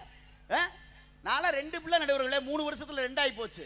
என்னால என் முன்னாடி எப்படி தெரியுமா மிரட்டா? இங்க வாங்க, துணியை துவைக்கணும், பிள்ளைய பாத்துக்கிறீங்களா, துணியை துவைக்கிறீங்களான்னு கேட்கறான். பாத்திரம் விளக்கணும், பிள்ளைய பாத்துக்கிறீங்களா, பாத்திரம் விளக்குவான்னு கேட்கறான். ஆனா நமக்கு ஒரு கட்டத்துக்கு மேல பிள்ளைய பாத்துக்கிறதா பாத்திரம் விளக்குறான்னு வேலை எதிரா மேலுன்னு வரும்போது பிள்ளைய பாத்துக்கிறதுக்கு பேசாம பாத்திரமே விலை கொடுக்குறாங்க அளவுக்கு ஆகி போயிருது. அவங்க அந்த பாடுபடுத்துறாங்க நம்மள. சரி, இப்ப என்னதான் செஞ்சுக்கிட்டு இருக்கிற வீட்டுல என்ன பண்றது? எல்லாம் பாத்துக்கிட்டு இருக்கியா, பாத்திரம் விளக்கிட்டு இருக்கியா? அதை மட்டும் சொல்லு. நடுவர்களே, நீங்க எப்படி 2 பிள்ளைய பிறந்தப்ப நடந்துக்கிட்டு இருந்தீங்களா அதே மாதிரி நானும் நடந்துக்கிட்டு இருக்கேன். இந்த மாதிரி ரகசியத்துல மேடையில உடைக்க கூடாது. இல்ல என்ன நான் கேட்கிறேன், குடும்பம் ரொம்ப மகிழ்ச்சியா இருக்கா? என்ன சார் மகிழ்ச்சியா இருக்கு? அவன் படுற பாடு அவனுக்கு தான் தெரியும். இதுல யோசிச்சு பாருங்க. அதுல இந்த கொரோனா நேரத்துல வீட்டுல எல்லாரும் சந்தோஷமா, எங்க சார் சந்தோஷமா இருக்க விட்டாங்க? வீட்டில் எல்லாம் உட்கார்ந்த உடனே நாடகம் பூரா எடுக்க முடியல. டிவிக்காரன் பூரா பார்த்தாங்க, ஒரு நாடகம் எடுக்க முடியல. போடுறா திரும்ப பழைய நாடகத்தை பூரா டிவிலன்ட்டான். நாதஸ்வரன் ஒரு டிவி ஒரு சீரியல் திரும்ப ஓட்டினாங்க. டிவியை பார்த்துக்கிட்டே ஒரு அம்மா சொல்லுது, அதில் கோபின்னு ஒருத்தனை காட்டுவேன், உலகத்தில் அவனை மாதிரி நல்லவனே இல்லைங்கிற மாதிரி அந்த கேரக்டரை ஓட்டிக்கிட்டு இருப்பாங்க. டிவியை பார்த்துக்கிட்டே ஒரு அம்மா சொல்லுது, இந்த கோபி மாதிரி ஒரு புருஷன் கிடைச்சா நல்லா இருக்கும், பக்கத்தில் புருஷன் உட்காந்துருக்கேன், அவன் நிலைமை எப்படி இருக்கும்? யோசிச்சு பாருங்க. அது கூட பரவாயில்ல. இன்னொரு சீரியல் ஒன்று ஓட்டினாங்க, இந்த சன் டிவியில் ரொம்ப காலமாக ஓட்டிட்டு திரும்ப ஓட்டினான், வம்சம்னு ஒரு சீரியல். அதில் இந்த ரம்யா கிருஷ்ணன் கலெக்டராக இருப்பாங்க போல. அந்த அம்மா காரில் யாரோ ஒரு ஆள் பாம்பு வச்சிடுறேன், அந்த காட்சி வருது. எல்லாரும் வீட்டில் உட்காந்து பார்த்துக்கிட்டு இருக்காங்க. பாம்பு வச்சாச்சு, பாம்போட கவுண்ட் ஸ்டார்ட் ஆயிடுச்சு. 98, 97, 96, 95 பார்த்துக்கிட்டு இருந்த எய்த்த விட்டு அத்தாச்சிக்கு ப்ரெஷர் ஏறுது. 100, 110, 120, 130 இங்கிட்டு ஓடுது, துண்டெடுத்து துடைக்குது, இங்கிட்டு ஓடுது, தண்ணி எடுத்து குடிக்குது. புருஷங்காரன் திடுத்துன்னு ஓடி போய் பீஸ் கட்டையை போடுவேன். ஏன்னா இந்த வம்சம் முடியுதோ இல்லையோ நம்ம வம்சம் இதோட முடிஞ்சு போயிரும் போலடா அப்படின்னு. நாட்டில் அவன் படுற பாடு, வீட்டில் எங்க நிம்மதியா இருக்க முடியுது? இது பரவாயில்ல நடுவர்களே. இப்ப ரீசெண்டா ஒரு சீரியல் ஓட்டிக்கிட்டு இருக்கான் போல, இந்த ஜீ தமிழ்ல, இந்த பெரியய்யான்னு உலகத்திலே புருஷனை பெரியய்யான்னு கூப்பிடுற முதல் பொண்டாட்டி இந்த செம்பருத்தி சீரியல்ல வர பார்வதியா தான் இருப்பா. அந்த சீரியலை பார்த்து என் முன்னாடி படுத்துற பாடு சீரியல் பார்த்துக்கிட்டு இருக்கா. இந்த என்னது வாஷ் பேஷன்ல வனஜா ஏதோ கரண்ட் கனெக்ஷன் கொடுத்துட்டாலாம். இந்த அகிலா கையை கழுவ போவாளாமா, அது கரண்ட் அடிக்குதா அடிக்கலையா 10 நிமிஷம் அந்த சீனை ஓட்டுறாங்க.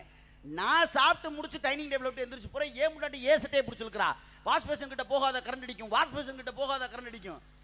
நிம்மதியா சாப்பிட முடியல, தூங்க முடியல. இந்த லட்சணத்துல குடும்பத்தை வச்சுக்கிட்டு யோசிச்சு பாருங்க நடுவில். நான் ஒன்னே ஒன்று சொல்றேன், நல்லா கேட்டுக்குங்க, சேத்துல இறங்கின எருமையும் சேலை எடுக்க போன பொம்பளையும் சீக்கிரமா வீட்டுக்கு வந்ததா சரித்திரமே கிடையாது இந்த நாட்டில். நான்லாம் 3 மணி நேரங்க சேலை எடுக்க கூட்டு போய் அதை எடுத்து போடு, இதை எடுத்து போடு, இதை எடு, அதை எடு, பூராத்தையும் எடுத்துட்டு 3 மணி நேரமா ஒன்ன கூட எடுக்கல. ரொம்ப டென்ஷன் ஆகி சொன்னேன், ஏய் எதையா உன்னை எடுக்கிறியா இல்லையாமான்னு. வெளியே போயா முதலன்ட்டான். ஏய் என்னடி இதே உன்னை எடுத்து சீக்கிரம் வீட்டுக்கு போவோம்னா, இப்படிதான் ஒரு 10 போட்டோ எடுத்து போட்டு எங்க அம்மா எதையா உன்னோட எதையா உன்னை அவசரப்படுத்தினா தெரியாம ஓம் போட்டோ எடுத்துட்டேங்கிறான். ஒரு 300 ரூபா சேலை வாங்குறதையும் நம்ம கல்யாணம் பண்ணதையும் சேர்த்து பேசுறாங்க. கேட்டா குடும்பத்துல மகிழ்ச்சியா இருக்கான். இவங்களை வச்சு நம்ம குடும்பம் எங்கிட்ட இருந்து மகிழ்ச்சியா நடத்துறது யோசிச்சு பாருங்க. என்ன நடக்குது நடுவில் இன்னைக்கு நீ வீட்டில் யோசிச்சு பாருங்க. இவ்வளவு பேசுறீங்களே, நான் கேட்குறேன் நடுவில், நான் ஒன்று சொல்கிறேன், வீட்டில் முதல்ல நிம்மதியாக இருக்க முடியுதாங்க? ஏதாவது ஒரு நிம்மதி கிடைக்குதா வீட்டில்? இன்னைக்கு சனிக்கிழமை நடுவில் இன்னைக்கு பட்டிமன்றம் பேச இங்கே வந்துட்டேன். ஞாயிற்றுக்கிழமை யாராச்சும் எங்கள் நடுவருக்கே தெரியும் என்னை பட்டிமன்றத்துக்குலாம் கூப்பிட மாட்டார். ஏன்னா ஞாயிற்றுக்கிழமை நான் பாட்டுக்கு வீட்டில் ராமாயண புத்தகத்தை எடுத்து நான் பாட்டுக்கு படிச்சுட்டு நான் பேசாமல் உட்காந்துருப்பேன். ஞாயிற்றுக்கிழமை கொடுத்தா ஒரு 2 வாரத்துக்கு முன்னாடி ராமாயணம் படிச்சுட்டு உட்காந்துருக்கேன். யாருக்கிட்டையும் பேசலாங்க, பேசாமல் உட்காந்துருக்கேன். என் முன்னாடி உழவர் சந்தைக்கு போகணும்னு காய் வாங்குறதுக்கு பைய தூக்கிட்டு வெளியே போனான். அவபாட்டுக்கு போக முடியாது. 10 வீடு தள்ளனே மாமியா வீடு கூப்பிட்டு சொன்னாங்க, வா உன் மருமனுக்கு நாய் போனா கூட உள்ள தெரியாது, நீ போய் என்னன்னு வீட்டை எட்டி பார்த்துக்கிட்டு போயிட்டா. நான் உட்காந்து ராமாயணம் படிச்சுக்கிட்டு இருக்கேன். வீட்டில் ஏதோ என்ன சிந்திருக்கும் போல. அந்த நேரம் பார்த்து எங்கள் வீட்டு வேலைக்காரமாக வேகமாக உள்ளே வந்துச்சு. துணி எடுத்து அங்கே போட இங்கே போட, பாத்திரம் விளக்க இங்கிட்டு ஓடிச்சு அங்கிட்டு ஓடிச்சு. ஹாலில் என்ன விழுந்துருச்சு. விழுந்ததா அது கால் வச்சோன்னே இந்த அம்மா வலிக்கிருச்சு. ஐயோன்னு இந்த அம்மா வருது. நான் என்ன சொன்னேன்டவர்களே, நம்ம படிக்கிறது ராமாயணம். நம்ம முன்னாடி விழுந்த அண்ணன் அடுத்த முன்னாடி விழுந்த அண்ணன் விழுக போய் தடுக்கணுமா இல்லையா? நான் வேகமாக ஓடி போய் அப்படி கையை கொடுத்து பிடிச்சி நிறுத்தினேன். நடுவரில் அந்த நேரம் பார்த்து வீட்டு வாசல என் மாமியா வந்து இப்படி நின்னா.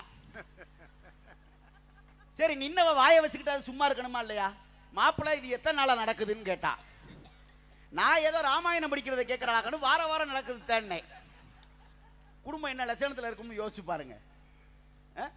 ராமாயணம் எவ்வளவு நாளாக படிச்சுக்கிட்டு இருக்க நீங்க வேற ஏன் நடுவரில் யோசிச்சு பாருங்க. வாழ்க்கையில எங்க சார் நிம்மதி மகிழ்ச்சி எங்க இருக்கு? வீட்டுல சந்தோஷமா ஏதாவது ஒரு சின்ன செயல் செய்ய முடியுதா? யோசிச்சு பாருங்க சார். இன்னைக்கு புள்ள குட்டியை நம்ம இவ்வளவு பாசம் வளர்க்கணும், அவன் வேணா பாசமா இருக்கான நம்ம கிட்ட. ஒரு பையன் எழுதுற அவங்க அப்பாவுக்கு லெட்ரு, அப்பா பணமறிய ஆவல், வருகிற 10ஆம் தேதிக்குள் எனக்கு தேவையான 10,000 ரூபாய் அனுப்பி வைத்து விட்டு நீதான் என் அப்பன் என்பதை உறுதி செய்து கொண்டு லெட்டர் எழுதுறான். இன்னைக்கு பிள்ளைகளாம் அப்படி மாறிட்டான். ஒரு அம்மா வேகமா இடுப்புல தூக்கி ஒரு சின்ன பிள்ளைய சொல்லிச்சு, ஏத்த விட்ட ஆண்டிக்கு முத்தம் குடுறா, ஏத்த விட்ட ஆண்டிக்கு முத்தம் குடுறா. நான் சொன்னா அதெல்லாம் கொடுக்க முடியாது, முத்தம் கொடுத்தா அந்த ஆண்டி அடிப்பாங்கண்ணா.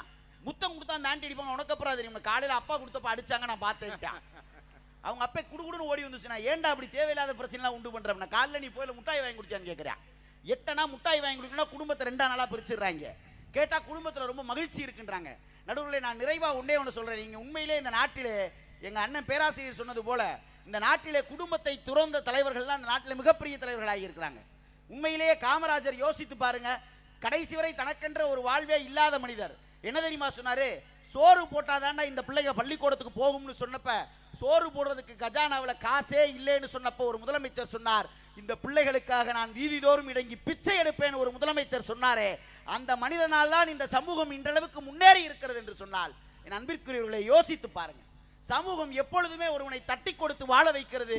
குடும்பம் எப்பொழுதுமே ஒருவனை தட்டி கொடுப்பதை விட இந்த கம்பேரிட்டிவ்லி சொல்லி சொல்லி அவனை பாரு இவனை பாரு நீயே எப்படி இருக்கேன்னு சொல்லி சொல்லி அவனை மட்டம் தட்டுகிறது என்பதை மட்டும் சொல்லி, அன்பிற்குரியவர்களே, மகிழ்ச்சியான வாழ்வை என்றைக்கும் தருவது குடும்பம் அல்ல சமூகம்தான் என்கிற கருத்தை வைத்துக்கொண்டு தயவு செய்து நடுவர் அவர்களே, இன்றைக்கு ஒரு நாளாவது உங்கள் மனைவிக்கு பயப்படாமல் தீர்ப்பு சொல்லுங்கள். நன்றி, வணக்கம். வருகிறேன். சங்கர், ஏயா மதுரையிலேருந்து இதுக்கு தான் வந்தியாயா நீ? இனிமேலாவது உங்கள் மனைவிக்கு பயப்படாமல் தீர்ப்பு சொல்லுங்கன்னா என்னமோ எல்லாத்தையும் எழுதி வாங்கிக்கிட்டு நான் இப்படி பேசுகிற மாதிரி இப்படியா ஒரு மனுஷன். அதில் சொல்கிறாரு, வீட்டில் எந்த நேரம் சண்டை வந்துக்கிட்டே இருக்குது, வீடு நிம்மதியாக இல்லைன்னு. சங்கர், சண்டை போட்டால் தான் அதுக்கு பேர் மனைவி. இப்படி ஒரு மனைவி இருந்தால் வீட்டில் நிம்மதியாக இருப்போமா? சொல்கிறதுக்கெலாம் சரிங்கிறா. இங்கே வாடி வர்றேங்க, சோறாக்கடி ஆக்குறேங்க, அதை அப்படியே எனக்கு எடுத்து வைடி வைக்கிறேங்க, அதில் அப்படியே எலிமருந்தை ஊற்றுறேங்க, நான் சாப்பிட போகிறேன்டி சாப்பிடுங்க, செத்துருவேண்டி சாகுங்க அப்படின்னா அவளுக்கு பேர் பொம்பளையா? சொல்கிறதெல்லாம் கேட்டுக்கிட்டே இருந்தால் அதுக்கு பேர் மனைவி ஆயா. இங்கே வான்னா அப்படின்னா தான் சூப்பராக இருக்கு. ஏன்னா எந்த நேரத்துலையும் வீடு ஒரே மாதிரி இருக்காது. புதுசாக கல்யாண நேரத்தில் பாருங்கள் என்ன அருமையாக டீ காப்பியெல்லாம் எப்படி பரிமாறிக்கிடுவாங்க. புதுசாக கல்யாணமே மனைவியை பார்த்து, ஹலோ டார்லிங், குட்டிமா குட்டிமா காஃபி போட்டு கொண்டு வாமா, இந்த வந்துட்டேங்க தான். இது எவ்வளோ நாள் ஓடிக்கிட்டு இருக்குன்னு நினைக்கிறீங்க? ஒரு 6-7 வருஷம் கழிச்சு அவனை பாருங்க, இந்தா காப்பி கொண்டா. ஓ மகரைக்கு காப்பி வேறையாங்க. 7 வருஷம். 10 வருஷத்துக்கு பிறகு நீங்கள் போனீங்கன்னா அந்த வீட்டில் காப்பி போய் போட்டு குடி. 10 வருஷத்துக்கு மேலே 15 வருஷம் சொல்ல வேண்டிய அவசியமே இல்லை. காப்பி அப்படின்னு ஒன்று வீட்டில் கிடையவே கிடையாது, கிளம்பிடுது. 20 வருஷத்துக்கு மேலே ஆம்பளையெல்லாம் வெளியே வந்து காப்பி கடையில் காப்பி குடிச்சிக்கிட்டு இருப்பேன். இந்த டீ கடைன்னு ஒன்றை கண்டுபிடிச்சதே இந்த மாதிரி வீட்டில் நொந்து நூலாகி வர்றான் பற்றியா, அவனுக்கு ஆத்தான். அதனால் அங்கே பாரு எவ்வளோ பேர் பாதிக்கப்பட்டிருந்தா அந்த கைதட்டு கிடைக்கும். டீ கடைன்னு ஒன்று கண்டுபிடிச்சதே இந்த மாதிரி நொந்த ஆளுக வர்றதுக்கு தான். வீடு எங்கேயா சந்தோஷமாக இருக்கு அப்படின்னாரு. அதுக்கு பதில் சொல்லணும், நிறைவாக வீட்டுச் சூழலே என்ற அணியை அலங்கரிக்க கவிஞர் இனியவன் வர்றார். காரணம் இன்னைக்கு சமூகத்தில் பல பிரச்சனைகள் இருக்கு.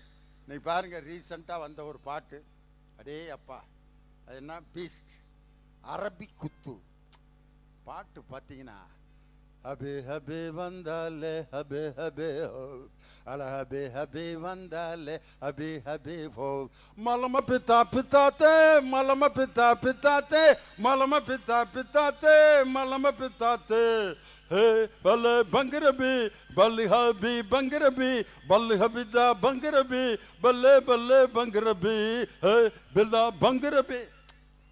சமுதாயம் அவ்வளவு அருமையாக இருக்கு. ஆனால் இந்த பாட்டை 35 கோடி பேர் ரசிச்சிருக்கேன். என்னன்னா ஏதோ ஒன்று வித்தியாசமாக கேட்போம்டா.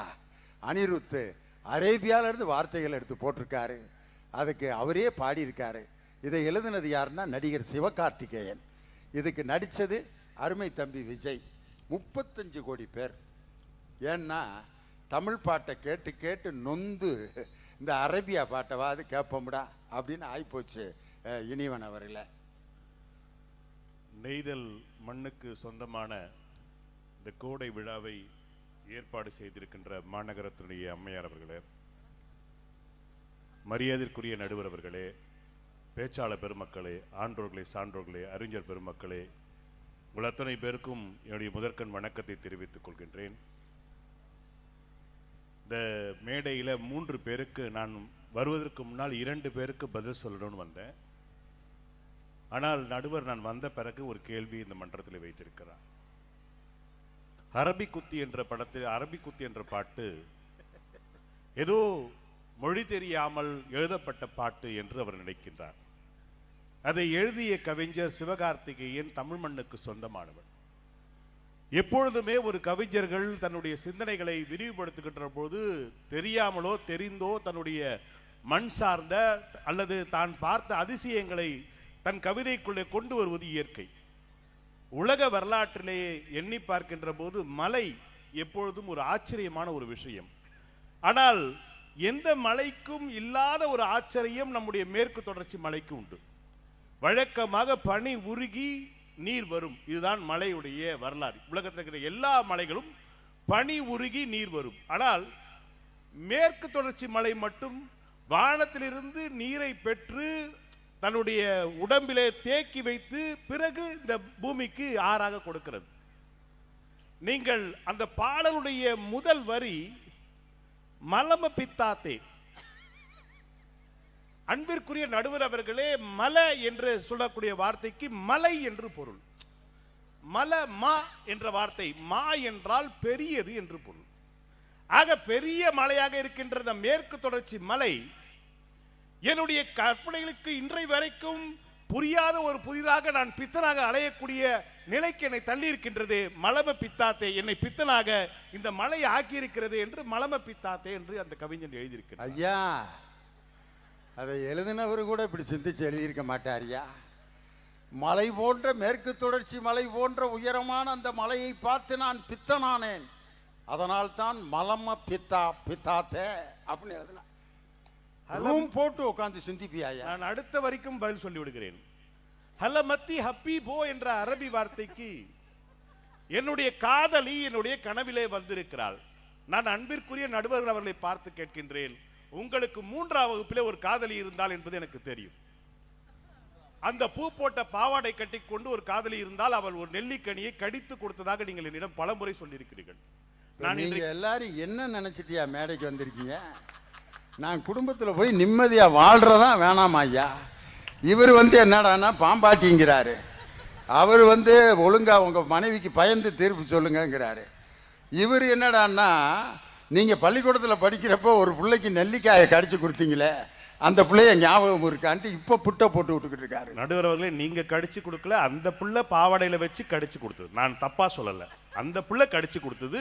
நீங்க சொன்னீங்க, என்கிட்ட பலமுறை சொல்லியிருக்கீங்க. இப்போ என்னுடைய கேள்வி என்னன்னா, அல்ல மத்திய ஹப்பீபோ என்ற வார்த்தைக்கு அண்ணன் லியோனி அவர்கள் சாட்சி. நீங்கள் நன்றாக ஞாபகத்தில் வைத்துக் கொள்ளுங்கள். அந்த அரபி வார்த்தை என்ன சொல்லுகிறது என்று சொன்னால், என்னுடைய காதலி என்னுடைய கனவில் வந்து விட்டாள் அப்படின்னு சொல்றாங்க. இப்பொழுது அண்ணனுடைய கனவிலே அந்த 3ஆம் வகுப்பு பெண் வந்து விட்டாள். இப்போ என்ன நடக்கும்? ஹப்பி ஹப்பி போ, சந்தோஷம் சந்தோஷம், ஹாப்பி ஹாப்பி என்பதை ஐயா இனியவா உன் விளக்கம் போதுமையா? ஏயா தலைப்பை விட்டுட்டு பீஸ்ட் பாட்டுக்கு கோனார் நோட்ஸ் போட்டுக்கிட்டு இருக்க நீ? நடுவர் அவர்களே, நீங்க கேட்ட கேள்விக்கு நான் பதில் சொல்ல வேண்டிய அவசியத்தில் நான் இருக்கின்றேன். அதற்கு பிறகு எதிரணி சார்ந்த பேராசிரியர் பெருந்தகை அருமைக்குரிய சகோதரர் விஜயகுமார் ஒரு மிகப்பெரிய கண்டுபிடிப்பை சொன்னார். நம்முடைய முன்னாள் ஜனாதிபதி அப்துல் கலாம் அவர்கள் வீட்டை விட்டு வெளியே வந்த பிறகுதான் அவர் ஜனாதிபதி ஆனார், பெரிய அறிஞர் ஆனார். அதெல்லாம் கிடையாது. அவருடைய தந்தையார் நகரமன்ற தலைவராக இருந்தார். அப்பொழுது அவர் தொழுகைக்கு போன போது ஒரு நாள் ஒரு கான்ட்ராக்டுக்காரர் வீட்டுக்கு வரார். வீட்டுக்கு வந்தோன்னு பாப்பா இல்லையான்னு கேட்கிறார். பாப்பா தொழுகைக்கு போயிருக்கார். அப்படிங்களா, சரி வந்தா இதை கொடுத்துருங்க, பாப்பா கிட்ட நான் வந்தா சொல்லுங்கன்னு சொல்லிட்டு ஒரு தட்டு நிறைய பழத்தையும் ஸ்வீட்டும் வாங்கி வச்சுட்டு இருந்தார். தொழுகைக்கு போன மேதக அப்துல் கலாம் ஐயா அவருடைய தகப்பனார் திரும்பி வரார். வந்த உடனே கேட்கிறாரு, யாரா வந்தாங்களா? வாப்பா வாப்பா வந்தாங்க, இது மாதிரி ஒரு கான்ட்ராக்ட்காரங்க வந்தாங்க, இந்த தட்டு நிறைய பழம்லாம் கொடுத்துட்டு போனாங்க, நீ வாங்கினியான்னு கேட்டார். வாங்கினு சொன்ன அடுத்த செகண்ட் பலார் ஒரு அறை விழுந்தது. அவர் சொன்ன வார்த்தை, மகனை ஞாபகத்தில் வைத்துக் கொள்ளுங்கள், யாருமே எந்த ஒரு எதிர்பார்ப்பு இல்லாம ஒருத்தருக்கு பண்ண முடியாது. அவன் ஏதோ ஒன்றை கொடுக்கிறான் என்றால் என்னிடமிருந்து ஏதோ ஒன்றை பெறுவதற்காக ஆசைப்படுகின்றான். அந்த ஆசைக்கு நம்ம இடம் கொடுக்க கூடாது, தயவு செஞ்சு கொண்டு போய் கொடுத்துட்டு போன்னு சொன்னார். அதனுடைய விளைவு எங்கே நடக்கிறது என்று சொன்னால், அவர் ஜனாதிபதி மாளிகையிலிருந்து வெளியே வருகின்ற போது அவருடைய பெட்டியை கழுவ சொல்றார். ஏன்னு சொன்னால், இந்த அப்துல் கலாம் ஆகிய நான் இந்த ஜனாதிபதியை பதவி ஏற்றுட்டு திரும்பவும் போறேன், இந்த ஜனாதிபதி மண்ணிலிருந்து மாளிகையிலிருந்து ஒரு தூசை கூட நான் எடுத்துக்கொண்டு போக மாட்டேன் என்பதை உறுதி செய்வதற்கான காரணம் அவங்க அப்பா விட்ட அடி. நான் இன்னொன்று சொல்கிறேன், நம்முடைய சங்கர் அவர்கள் ஒரு உண்மை சம்பவத்தை சொன்னார், ஆனால் கொஞ்சம் தப்பா சொல்லிட்டார். தாமஸ் ஆல்வா எடிசனுடைய பிறந்த நாளை அமெரிக்கா ஒரே ஒரு முறை தான் கொண்டாடியது. அது உண்மை. வருஷம்லாம் கொண்டாடல. ஏன் கொண்டாடலைன்னா, அந்த வருஷம் திடீர்னு ஆஃப் பண்ணிட்டாங்க கரண்ட்டை. அமெரிக்காவுக்கு மிகப்பெரிய ஆச்சரியம். ஏன்னா அமெரிக்கா கரண்ட் கட்ட ஆகாத ஒரு நாடு. எல்லாருக்கும் ஒரு பயம் வந்துச்சு, ஏன்னா கரண்ட் கட் ஆயிடுச்சுன்னு. 3 நிமிடம் கழித்து விளக்குகள் ஒளிரப்பட்டது. தொலைக்காட்சியில் ஒரு ஸ்டாலிங் போது, ஒரு செய்தி போது. என்ன சொன்னா, இன்று தாமஸ் ஆல்வா எடிசனுடைய பிறந்த நாள். ஒருவேளை அவர் பிறக்காமல் போயிருந்தால் இதே போன்று நீங்கள் இருளிலே மூழ்கி இருப்பீர்கள் என்று கொஞ்சம் நினைத்து பார்த்துக் கொள்ளுங்க, சேவ் கரண்ட் அப்படின்னு சொல்லிட்டு போடுறாங்க. ஆனால் அன்றைக்கு மாலை அமெரிக்க ஜனாதிபதிக்கு ஒரு ரிப்போர்ட் போகுது. என்னன்னு சொன்னா, இந்த 3 நிமிடம் கரண்ட் கட் ஆனதுல நிறைய லிப்டுக்குள்ள நிறைய இடங்கள்ல பாலியல் பலாத்காரங்கள், கற்பழிப்புகள் அதிகமாகி விட்டதுன்னு சொன்னான். நான் என்ன கேட்கிறேன், நம்மால் யோகியனா இருந்தானா இந்த கரண்ட் கட்டணும் அமைதியா இருந்தது இல்ல? இவர் சொல்றாருல, சமூகம் ரொம்ப நல்லா இருந்ததுன்னு சொல்லிட்டு வீட்டை விட ஒரு பாதுகாப்பான சூழல் கொண்டு வர முடியுமா? இன்னைக்கு நம்பி கொஞ்சம் ஒரு பிள்ளையை கொண்டு போய் வெளியே நிறுத்த முடியுமா? ஒரு தாயை விட ஒரு மிகப்பெரிய அரண் இருக்க முடியுமா? என்னுடைய தம்பி தனிகள் சொன்னாரு, என்னுடைய தந்தையின் தோல் மீது உட்கார்ந்து பார்க்கின்ற போதுதான் தெரியும் நான் கடவுள் மீது உட்கார்ந்து கொண்டு பார்க்கிறேன் சொல்லிட்டு. நீங்க இதுவரைக்கும் ஒரு படம், இப்பொழுது சமீபத்தில் ஒரு படம் டான் என்ற ஒரு படம், அந்த படத்துடைய கடைசி 10 நிமிட காட்சி, படம் முடிந்த பிறகு ஒரு மயான அமைதி தியேட்டர்ல இருந்து. என்ன தெரியுங்களா, அந்த படத்துல வேற எந்த காட்சியும் வைக்கவே இல்லை, தன்னுடைய தகப்பனுடைய காலை மட்டுமே காட்டிக் கொண்டிருந்தான். படத்தில் முடிச்சுட்டு வெளியே வந்தவங்க எல்லாரும் யோசித்தது என்ன தெரியுமா, ஒருவேளை நம்ம அப்பாவை காலை நம்ம பார்க்காம மறந்துட்டோமோ, போய் நம்ம அப்பா காலை தயவு செஞ்சு பார்க்கணுன்ற ஒரு உணர்வை ஏற்படுத்துகிறது என்று சொன்னால் நாம் மறந்து விட்டோம் நம்முடைய அப்பா நமக்கு செய்த சேவைகள் என்ன, நம்ம அப்பா என்ன பண்ணியிருக்காங்க. இன்னைக்கு சமூகம் எப்படி இருக்கு? அண்ணன் சொன்னார் டிஆர் அவர்கள் உடல்நிலை சரியில்லை, உண்மைதான். ஆனால் தொடர்ச்சியாக யூடியூப்ல என்ன வந்தது, அவருக்கு ஏதோ ஒன்று ஆயிடுச்சு, அவங்க பையன் கதறாங்க, வந்துட்டு இருக்கு அவர் போறாரு, நான் இப்போதாங்க ஹாஸ்பிட்டலுக்கே போறேன், என்னை பத்தி தப்பா எழுதுறாங்க, தயவு செஞ்சு அப்படி எழுதாதீங்க. இப்போ சமூகம் என்ன பண்ணுதுன்னு சொன்னா, தேவையில்லாத வந்தீங்க. நான் கேட்கிறேன், ஃபேஸ்புக் அப்பம் கண்டுபிடிச்சானா, ட்விட்டரை அப்பம் கண்டுபிடிச்சானா, இன்ஸ்டாகிராம் அப்பம் கண்டுபிடிச்சானா? இவ்வளத்தையும் தாண்டி சமூகத்தில் இதுவரைக்கும் நல்ல செய்திகள் ஏதாவது வந்திருக்கா? நல்ல நீங்க சமூக வலைதளங்கள் உள்ள போய் பாருங்க. ஒரு தலைவர் பேசுறார், யார் வேணா இருக்கலாம், எந்த கட்சி தலைவர்னா பேசலாம். பேசிய பிறகு அது கீழே போடுகின்ற கமெண்ட்ஸ் இருக்குங்களே, விமர்சனங்கள், காது கொடுத்து கேட்க முடியாத வக்ரமான விமர்சனங்களை இந்த சமூகம் வைக்கிறது என்று சொன்னால், சமூகம் எப்படி ஒரு நல்ல மகிழ்ச்சியான சமூகத்தை உண்டு பண்ண முடியும்? நான் வீட்டில் உட்காந்து என் பையன்ட்ட அசிங்கமா பேச முடியுமா? நீங்க யோசிச்சு பாருங்க. ஆனால் வீடு அப்படி கிடையாது. இப்ப ஆட்சித்தலைவர் உட்கார்ந்து கொண்டிருந்தாரு, இதே ஒரு சங்கர் இருக்கிற மதுரை மன்னர்லாம் ஒரு பையன் இருந்தான். அந்த பையன் வந்து புவியியல் பாடத்தில் ஸ்டேட் ஃபர்ஸ்ட் வந்தான். அப்போ நாங்கள் படிக்கும் போது வரலாறு புவியியல் ரெண்டுமே இருந்தது. அந்த புவியியல் பாடத்தில் ஸ்டேட் ஃபர்ஸ்ட் வந்தோடனே அவன் தமிழ்நாட்டுடைய முதலமைச்சருக்கு கடிதம் எழுதுறான். என்ன கடிதம் எழுதுறான்? அன்புள்ள ஐயா, நாங்கள் வறுமை, அதெல்லாம் எழுதவே இல்லை. அவன் 3 என்ன எழுதுனா, ஐயா நான் தமிழ்நாட்டிலே புவியியல் பாடத்தில் 100க்கு 100 மதிப்பெண் வாங்கிவிட்டேன். தமிழக அரசின் முதலமைச்சராக இருக்கின்ற நீங்கள் என்னுடைய கல்வி செலவை ஏற்றுக்கொள்ள வேண்டும், நன்றி வணக்கம், முடிஞ்சு போச்சு. அன்றைக்கு தமிழ்நாட்டுடைய முதலமைச்சராக டாக்டர் கலைஞர் அவர்கள் அந்த பையனை கூப்பிட்டு தம்பி இந்தா புடி, உன்னுடைய கல்வி செலவுக்கு 20,000 ரூபாய் டெபாசிட். பத்திரிகையாளர்லாம் கேட்கிறான், பத்திரிகையாளர் நீ என்ன ஆக போறேன்னு? அவன் சொல்றான், நான் கலெக்டர் ஆக போறேன்னு சொல்லிட்டு. அந்த செய்தி மதுரை மாநகரத்துடைய தலைப்பு செய்தியா வருது. அந்த பையனுடைய அம்மா யாருன்னா, நகராட்சியுடைய கட்டண கழிப்பிடத்தில் பெருக்கிற வேலை சுத்த தூய்மை பணியாளர் அந்த அம்மா. அந்த அவங்க சுத்தி இருந்த அந்த அம்மா போயிட்டு பத்திரிகை காட்டுறாங்க, என் பையன் பத்தியா கலெக்டர் ஆக போகுதுன்னு. அவர்களோட சக தொழிலாளர் சொன்ன வார்த்தையை நான் அப்படியே பதிவு செய்கின்றேன். அதை கிழிச்சு போட்டு போடி, நாமளே கக்கூச கழுவிட்டுக்கிறோம், உன் புள்ள போய் கலெக்டர் ஆகி கிழிக்க போறான், தூக்கி போட்டு போடின்னு. வாழ்க்கை மாறுகிறது. அந்த பையன் கலெக்டர் ஆகிறான். ஆந்திரால கடப்பாக்க அவன் டெப்டி கலெக்டரா போறான். அப்போது திருவண்ணாமலை மாவட்டத்துக்கு ஐஏஎஸ் சைலஜா அவர்கள் கலெக்டர். அவங்க அந்த பையனுடைய கையை பிடித்துக் கொண்டு சொன்ன வார்த்தை, நண்பர்களே, உங்க அம்மா எத்தனையோ பேருடைய மலத்தை தன்னுடைய கையிலே அள்ளி அள்ளி அள்ளி இந்த சமூகத்துடைய அவலங்கள் எல்லாம் போக்கிறார்கள். எதற்கு தெரியுமா தம்பி? நீ கலெக்டராக போய் இன்னைக்கு போட போற கையெழுத்துக்கு தெரியுமா? தாழ்த்தப்பட்ட பிற்படுத்தப்பட்ட எளிய ஏழை மக்களின் உயர்வுக்காக நீ போடுகின்ற ஒவ்வொரு கையெழுத்தும் நிற்கிறது காரணம் உன்னுடைய அம்மா யாரோ போட்ட கழிவுகளை கையால் எடுத்ததால் தான் தம்பி சொல்லிட்டு கையை பிடிச்சி முத்தம் கொடுத்தாங்க. நான் கேட்கிறேன், சமூகம் சொன்னது, சமூகம் அவனை காரி துப்பியது. ஆனால் தாய் நினைத்தால் இல்லை நீ ஆவ. இன்னும் ஒரு உதாரணம் சொல்லுகிறேன். இதே பக்கத்தில் இருக்கின்ற ஆரணியில ஒரு பையன், அவங்க அப்பா பெயிண்ட் அடிக்கிற வேலை செய்யறவரு, இந்த கேஸ் ஸ்டவ் ரிப்பேர் பண்றவரு. அவன் வந்து படிக்கிறதுல வசதி கிடையாது, ஒரு பழைய பேப்பர்லாம் வாங்கி வாங்கி படிப்பான். அவன் ஜெயிக்கணும்னு ஆசைப்பட்டா அண்ணா யூனிவர்சிட்டியில் சீட்டு கிடைச்சது. தமிழ்நாட்டிலே பொறியியல் பாடங்களை தமிழ் மொழியிலே மொழிபெயர்ப்பதற்கு ஒரு ஆள் தேவைப்படுது. இவன் தான் முதல் மொழிபெயர்த்து கொடுத்தான். காலங்கள் போகுது, அவனுக்கு என்ன ஆகணும்? ஐஏஎஸ் ஆகணும். ஆகிறான். ஐஆர்எஸ் ஆகிறான். ஐஆர்எஸ் ஆனவொடனே அவனுக்கு பதவி ஆணை வருகிறது. அவங்க அப்பாவுக்கு ஃபோன் பண்றான், அப்பா நீ வாப்பான்னு. அவங்க அப்பா அவன் சொல்றான், என்னுடைய அப்பா என்றைக்கும் கண்ணீர் சிந்தி நான் பார்த்ததே கிடையாது, எப்பொழுதுமே மகிழ்ச்சியாக இருப்பார். அவர் காலில் செருப்பு கூட போட்டது கிடையாது, ஆனால் எப்பொழுதும் மகிழ்ச்சியாக இருப்பார்.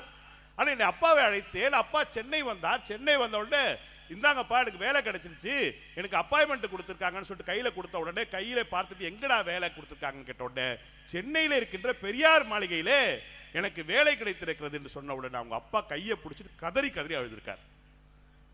ஏன்பா அழுகுறீங்க? நீங்க அழுது நான் பார்த்தது கூட இல்லை. இல்லடா இது அழுதுலாம் கிடையாது, அழுது கிடையாது, என்ன மீறி தண்ணி வருது கண்ணில் இருந்து. சொல்ல என்ன மீறி தண்ணி வருது ஏன் தெரியுமா? நீ படிப்பதற்காக இந்த பெரியார் மாளிகையில சுண்ணாம்பு அடிச்சவன் நான் சுண்ணாம்பு அடித்த பெரியார் மாளிகையில இன்றைக்கு என் பையன் உட்கார்ந்து ஆட்சி செய்ய போகிறான் என்றால் சாதாரண விஷயம் கிடையாது. யோசித்து பாருங்கள் நண்பர்களே. இன்னைக்கு இருக்கின்ற நிறைய பசங்க, படிக்கிற பசங்க எல்லாரும் சொல்ற கேள்வி கேட்டேன்னு வச்சுக்கல, இந்த பாடநூல் கழகத்தில் தலைவர் இருக்கார், அவர் பார்க்காத பிரச்சனை எல்லாம் இருக்காது, எவ்வளவு மாணவர்களை சந்தித்து இருப்பார். இன்னைக்கு +2 திங்கட்கிழமை ரிசல்ட் வரப்போகுது. ரிசல்ட் வந்தோடனே மட்டும் ஆள்கிட்ட கேட்ட உடனே என்ன சொல்றா? என்ன போறேன்னு எனக்கு தெரியல, எனக்கு எதிர்காலம் இல்லை, எங்க அப்பா எனக்கு ஒன்றும் பண்ணல, நடந்து போ, நீ நடக்கின்ற ஒவ்வொரு அடியும் உனக்கு பாதையாக மாறும். எல்லாரும் நினைக்கிறேன் என் மாப்பிள்ளை படிச்ச படிப்பு நான் படிக்க போறேன், எங்க பெரியப்பா படிச்ச பையன், எங்க ஃப்ரெண்டுங்கெல்லாம் நாங்களாம் 8 பேர் ஒன்னா சேர்ந்து ஒரே காலேஜ் போறோம். தயவு செஞ்சு நிறுத்தி தொலைங்க. உங்களுடைய 20ஆம் தேதி மதியமோ காலையோ உங்களுக்கு ரிசல்ட் வரப்போகுது. உங்களுடைய அப்பா அம்மா உங்களுடைய எதிர்காலத்தை கனவுகளை நீங்கள் செதுக்க வேண்டும் என்று சொன்னால் நண்பர்களே, அருமைக்குரிய மாணவர்களை ஞாபகத்தை வச்சுங்க. போவதற்கு முன்னால், நீ செலக்ட் பண்றதுக்கு முன்னால உங்க அப்பாவுடைய காலையும் உன்னுடைய அம்மாவுடைய வியர்வையும் முந்தானையுடைய வியர்வையும் தயவு செஞ்சு மோந்து பார்த்துட்டு, இவ்வளவு கஷ்டப்பட்ட என்னுடைய தாயும் தந்தைக்கும் நான் ஏதாவது செய்ய போகிறேன் என்று நினைத்தால் கண்டிப்பாக உங்களுக்கு ஒரு நல்ல எதிர்காலம் இருக்கு. சமூகத்தில் அவன் சொல்றான் இவன் சொல்றான்னு யாருடைய பேச்சையும் தயவு செய்து கேட்டுக்கொள்ளாதீர்கள். ஒன்றை சொல்லி நான் நிறைவு செய்கின்றேன். நீங்க சொல்றாங்க இல்லையா, சமூகத்தில் இவ்வளவு இன்பம் இருக்கு. ஒரு இன்பம் தெரியுங்களா, முன்னெல்லாம் கல்யாணத்துக்கு போனா அம்மா கர்ச்சீஃப் கொண்டு போவா. எதுக்கு? கை துடைக்கிறதுக்கு இல்ல, அங்க போடுற மைசூர் பாக்க கொண்டு பிள்ளைங்களுக்கு கொடுக்கறதுக்காக. இந்த கர்ச்சீஃப் எடுத்துட்டு போகாத பெண்மணிகள் என்ன பண்ணுவாங்கன்னா, முந்தானையில அந்த மைசூர் பாக்க வச்சு இப்படி மடியில பிடிச்சுக்குவாங்க. பிடிச்சுக்கிட்டு அப்படியே நடந்து வந்துட்டே இருப்பாங்க. வீட்டுக்கு வரும்போது இந்த வேர்வை பட்டு பட்டு பட்டு இந்த ஸ்கொயர் அந்த செவ்வகமா இருக்கின்ற அந்த மைசூர் பாக்கு அப்படியே உருக ஆரம்பிக்கும். உருகி உருகி உப்பு கலந்து இனிப்பும் கலந்து அந்த மைசூர் பாக்கு கொண்டு பிள்ளைங்கிட்ட ஊட்டும் பொழுது நண்பர்களே, அதை சாப்பிட்ட குழந்தையாகிய ஒருவனாக நான் சொல்லுகிறேன், நான் சாப்பிட்ட எத்தனையோ பலகாரங்கள் என் தாயுடைய வேர்வைப்பட்ட அந்த மைசூர் பாக்குக்கான இணையான சுவை இந்த உலகத்திலே இதுவரை நான் சாப்பிட்டதில்லை என்று கூறி, மகிழ்ச்சி என்பது வீடுகளிலிருந்து தான் கிளம்ப வேண்டும், சமூகம் என்பது வீட்டின் என்று அடித்தளத்தில் கட்டமைக்கப்படுகிறது என்று கூறி வாய்ப்பளித்த நல்ல உள்ளங்களுக்கு நன்றி பாராட்டி விடைபெறுகிறேன். நன்றி, வணக்கம். எங்களுக்கு குறிக்கப்பட்ட நேரம் முடிஞ்சிருச்சு. அதனால நான் ஒரே வரியில் தீர்ப்பு சொல்ல முடியுமா? ஒரு மனிதன் மகிழ்ச்சியாக இருப்பதற்கு காரணம் வீட்டு சூழலும் தான், சமூக சூழலும் தான். நன்றி, வணக்கம் அப்படின்னு சொன்னா, ஏயா இதை 8 மணிக்கே சொல்லியிருந்தா நாங்கள் வாட்டுக்கு வீட்டில் படுத்து கிடந்திருப்போம். 4 பேரை இப்படி கத்த விட்டுவிட்டு இப்படி ஒரு தீர்ப்பு சொல்கிறதுக்கு ஒரு நடுவர் தேவையா? ஒரு நீதிபதி கோர்ட்டில் இப்படி தீர்ப்பு சொல்கிறாருன்னு வச்சுக்கோங்க, இவரை பார்த்தால் குற்றவாளியை போலவும் தெரிகிறது, குற்றம் செய்யாதவரை போலவும் தெரிகிறது. இவருக்கு தண்டனை கொடுத்தாலும் கொடுக்கலாம், விடுதலை செய்தாலும் செய்யலாம். ஜனங்கள்லாம் ஒன்னே நீதிபதியாக வச்சுருக்கிறதுக்கு நாங்கள் தான் பெரிய குற்றவாளிய அப்படிம்பாங்க. ஏதாவது ஒரு பக்கம்தான் ஒரு நீதிபதி தீர்ப்பு சொல்லணும். வீட்டு சூழலா சமூக சூழலா 10 நிமிஷம் ஒவ்வொருத்தருக்கும் ஒரு விஷயத்தை சொல்லி நான் தீர்ப்புக்கு வந்துடுறேன். வீடுங்கிறது எவ்வளவு மகிழ்ச்சியான இடம். இன்னைக்கு என் தாயோடு நான் இருந்த அந்த காலங்களை நான் நினச்சி பார்க்குறேன். காரணம், எங்கள் வீட்டில் எங்கள் அண்ணன், 2வது அண்ணன், நான் 3வது பையன். 3 பையங்களுக்கு பிறகு ஒரு பொம்பளை பிள்ளை பிறந்துச்சு. அது ரொம்ப நாள் கழித்து பிறந்துச்சு. அதனால் எங்கள் அம்மா ஒரு ஹையர் கிரேட் ஸ்கூல் டீச்சரு. ஸ்கூலுக்கு போயிட்டு சாயந்தரம் வந்தோடனே நாங்களும் ஸ்கூலுக்கு போயிட்டு வந்திருப்போம். உடனே சோறை எடுத்து, மிச்சம் இருக்கிற சோறை எடுத்து அந்த குழம்பை ஊற்றி ஒன்றா போட்டு குழப்பி எங்கள் 3 பேரையும் தூக்கி ஜன்னலில் உட்கார வச்சு எங்கள் அம்மா அந்த குழம்போடு அந்த சோத்தை பெரட்டி ஆளுக்கு ஒரு உருண்டை பிடிச்சி கொடுப்பாங்க. என் வாழ்க்கையில் எத்தனையோ 5 ஸ்டார் ஹோட்டலில் சாப்பிட்ருக்கேன். ஆனால் என் தாய் பிடித்து கொடுத்த அந்த உருண்டை சோறுக்கு நிகரான சுவையான சோறை இன்னைக்கு வரைக்கும் நான் சாப்பிட்டதில்லை. அதில் என்ன நடந்துச்சு தெரியுமா? ஒரு சம்பவம். எங்கள் மூத்த அண்ணன் இங்கே உட்காந்துருக்கான், 2வது அண்ணன் நடுவில் உட்காந்துருக்கான், நான் 3வது ஓரத்தில் உட்காந்துருப்பேன். ஒரு நாள் எனக்கு என்ன ஆசைன்னா, நம்மளை அம்மா நடுவில் உட்கார வச்சு சோறு ஊட்டணும் அப்படின்னு எங்கள் அம்மாட்ட கலகம் பண்ணுறேன். மா என்ன நடுவில் உட்கார வையே. உடனே எங்கள் அம்மா, டே அவன் தாண்டா 2வது அண்ணன், அவன் நடுவில் உட்காந்துட்டு போகிறான், நடுவில் உட்காந்து சாப்பிட்டான்னா ஓரத்தில் உட்காந்து சாப்பிட்டான்னா ஒரே சோறு தானடா, முடியாது நடுவில் என்னை உட்கார வையே அப்படின்னு எங்கள் அம்மாவிட்ட அடம் பிடிச்சி நடுவில் உட்காந்துட்டேன். எங்கள் 2வது அண்ணனை விட்டு கொடுத்துட்டு இப்படி ஓரத்தில் உட்காந்துருச்சு. எங்கள் அம்மா சோத்தை இப்படி வேகமாக ஊட்டிக்கிட்டே சொல்கிறாங்க, நடுவில் உட்காந்துட்டேன் சந்தோஷமா அப்படின்ட்டு கோவத்தில் ஒரு வார்த்தை சொன்னாங்க. டேய் பாடுறா, நீ வாழ்நாள் முழுவதும் நடுவுலே கடந்து தாண்டா சாக போகிறேன்னாங்க. எங்கள் அம்மா விட்ட சாபம் இன்னைக்கு பாருங்க, நடுவுலே தான் உட்காந்துருக்கேன். 28 வருஷமாக லியோனியை நடுவராக்கியது என் தாய் குழந்தையில் எனக்கு கொடுத்த சாபம். ஒரு தாய் கொடுத்த சாபமே ஒரு மகனுக்கு வரமாக மாறும். இன்றைக்கும் வெளிநாடுகளில் இருக்கக்கூடிய வாழ்க்கையை பார்த்துட்டு அவங்கள மாதிரி நம்மளும் சந்தோஷமாக வாழணும்னு நினைப்போம். வெளிநாட்டில் பார்த்தா கணவன் மனைவி இப்படி தோளில் கையை போட்டுட்டு சந்தோஷமாக போவாங்க. இன்னைக்கு பார்த்தீங்கன்னா வெளிநாடுகளில் பார்த்தீங்கன்னா அவ்வளவு. ஒரு வெளிநாட்டுக்காரன் 2 பேர் நம்ம தஞ்சாவூருக்கு இப்போ இது சீர்காழிக்கு பக்கத்தில் இருக்க திருக்கடையூருக்கு வர்றாங்க. அங்கே பார்த்தா வெறும் 60ஆம் கல்யாணமாக நடக்குது. வயசான தாத்தா வயசான பாட்டிக்கு தாலி கட்டிக்கிட்டு இருக்காரு. அந்த வெளிநாட்டுக்காரனுங்க பார்த்துட்டு, what nonsense, old man is getting married to old woman. என்னடா 80 வயசு தாத்தா 70 வயசு கிழவிக்கு தாலி கட்டிக்கிட்டு இருக்காரு, வாட் இஸ் திஸ் அப்படின்னு இருக்கான். நம்பால் அவனுக்கு இங்கிலீஷில் விளக்கம் கொடுத்துருக்கான். திஸ் இஸ் சஷ்டியப்த பூர்த்தி அப்படின்னு இருக்கான். என்னையா what nonsense you are telling. அப்புறம் இங்கிலீஷில் சொல்லியிருக்கான், this is the 60th wedding anniversary of the old couple.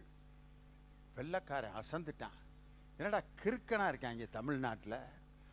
ஒரே மனைவியோட 60 வருஷம் வாழ்ந்திருக்கான். அதுக்கு ஃபங்க்ஷன் வேற நடத்தி திருப்பி தாலி கட்ட விட்டுக்கிட்டு இருக்காங்க.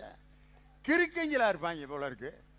நம்ம அவங்கெல்லாம் பார்த்தீங்கன்னா தேவையில்லாதுக்கெல்லாம் டைவர்ஸ் பண்ணுவான். ஒரு அம்மா கல்யாணம் ஆகி 3ஆவது மாதம் புருஷனை வேணாம்ன்றுச்சு. எங்கே? லண்டனில். ஏமா why you want to divorce your husband? அந்த அம்மா சொல்லிச்சு, he is breaking the wind in the night அப்படின்னு. ஜட்ஜு டிக்ஷனரியை பார்க்குறாரு. பிரேக்கிங் த விண்டு அப்படின்னா என்ன அர்த்தம்னா குரட்டை விடுதல். குரட்டை விடுறாங்கிறதுக்காக புருஷனை வேணாம்னுச்சு. குரட்டை விடுறாங்கிறதுக்காக புருஷன் வேணாம்னா தமிழ்நாட்டில் கொல்ல பேர் கல்யாணமே ஆகாது. சில பேர்லாம் விடுவான் பாருங்க குரட்டை. நான் இன்னைக்கு மதுரையிலேருந்து சென்னைக்கு பாண்டியன் எக்ஸ்பிரஸில் வந்துக்கிட்டு இருக்கேன். பட்டிமன்றம் முடிஞ்சு அசந்து ஃபஸ்ட் கிளாஸ் ஏசியில் டிக்கெட் போட்டு கொடுத்தான். நிம்மதியாக தூங்கலாம்டான்ட்டு பெட்டெல்லாம் போட்டு ஒருத்தன் வந்து பெட்டெல்லாம் போட்டு கொடுத்தான். போட்டு அப்படியே கண்ணை மூட போகிறேன். எனக்கு எதிர்த்தாப்பில் ஒருத்தன் வந்தான் பாருங்க, காண்டாமிருகத்துக்கு பிறந்திருப்பான் போல. கொரட்டனாலும் கொரட்டை ராசா.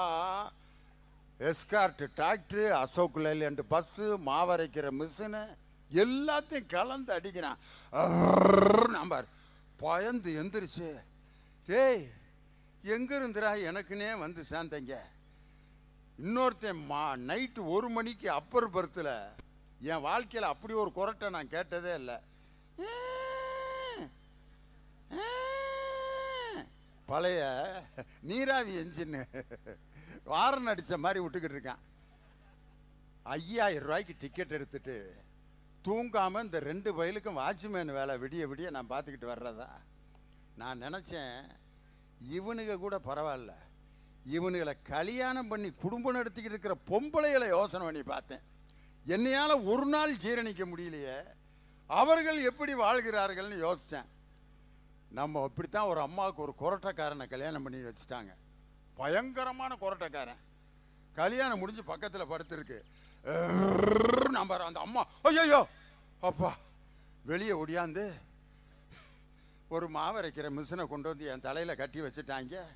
விடிய விடிய இப்படி மிஷினை ஓட்டிக்கிட்டு இருந்தா நான் எப்படித்தான் தூங்குறது அப்படின்னு பயந்து அலறிக்கிட்டு இருந்துச்சு. அதே அம்மாட்ட ஒரு 15 வருஷம் கழித்து கேட்டான், எப்படிமா இருக்கு இப்போ உன் ஃபேமிலி லைஃப்? அந்த அம்மா சொல்லிச்சு, இந்த கொரட்டை சத்தம் இல்லாட்டி இப்போ எனக்கு தூக்கமே வரமாட்டேங்குது. திடீர்னு ஒரு நாள் கொரட்டையை நிப்பாட்டி விட்டாங்க, செத்து போயிட்டாங்களாக்குன்ட்டு பயந்து என்னங்க அப்படின்னு. அப்பா ராசா உசுரோடு இருக்கியா ஐயா? நீ உயிரோடு இருக்கிறியா இல்லைங்கிறதுக்கு அடையாளமே உன் கொரட்டை தான் ஐயா.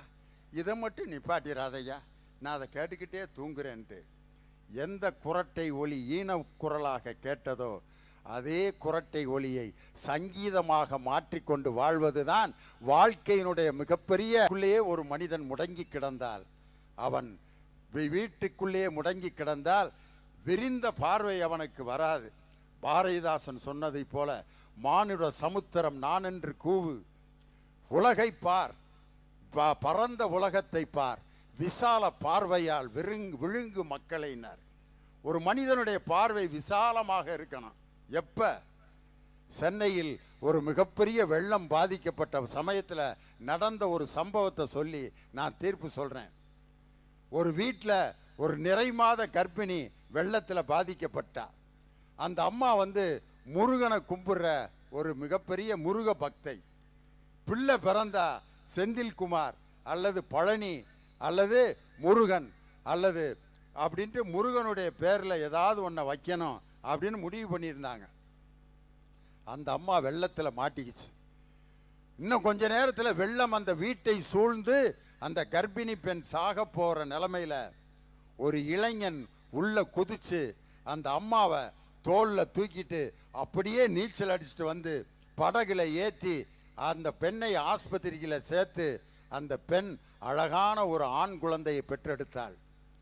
அந்த பெற்றெடுத்த அந்த தாய் அந்த குழந்தைக்கு பேர் வைக்க போகிறதுக்கு முன்னாடி என்னை காப்பாற்றி அந்த இளைஞனை நான் பார்க்க வேண்டும் என்று சொன்னாள். அந்த இளைஞனை கூட்டிகிட்டு வந்தாங்க.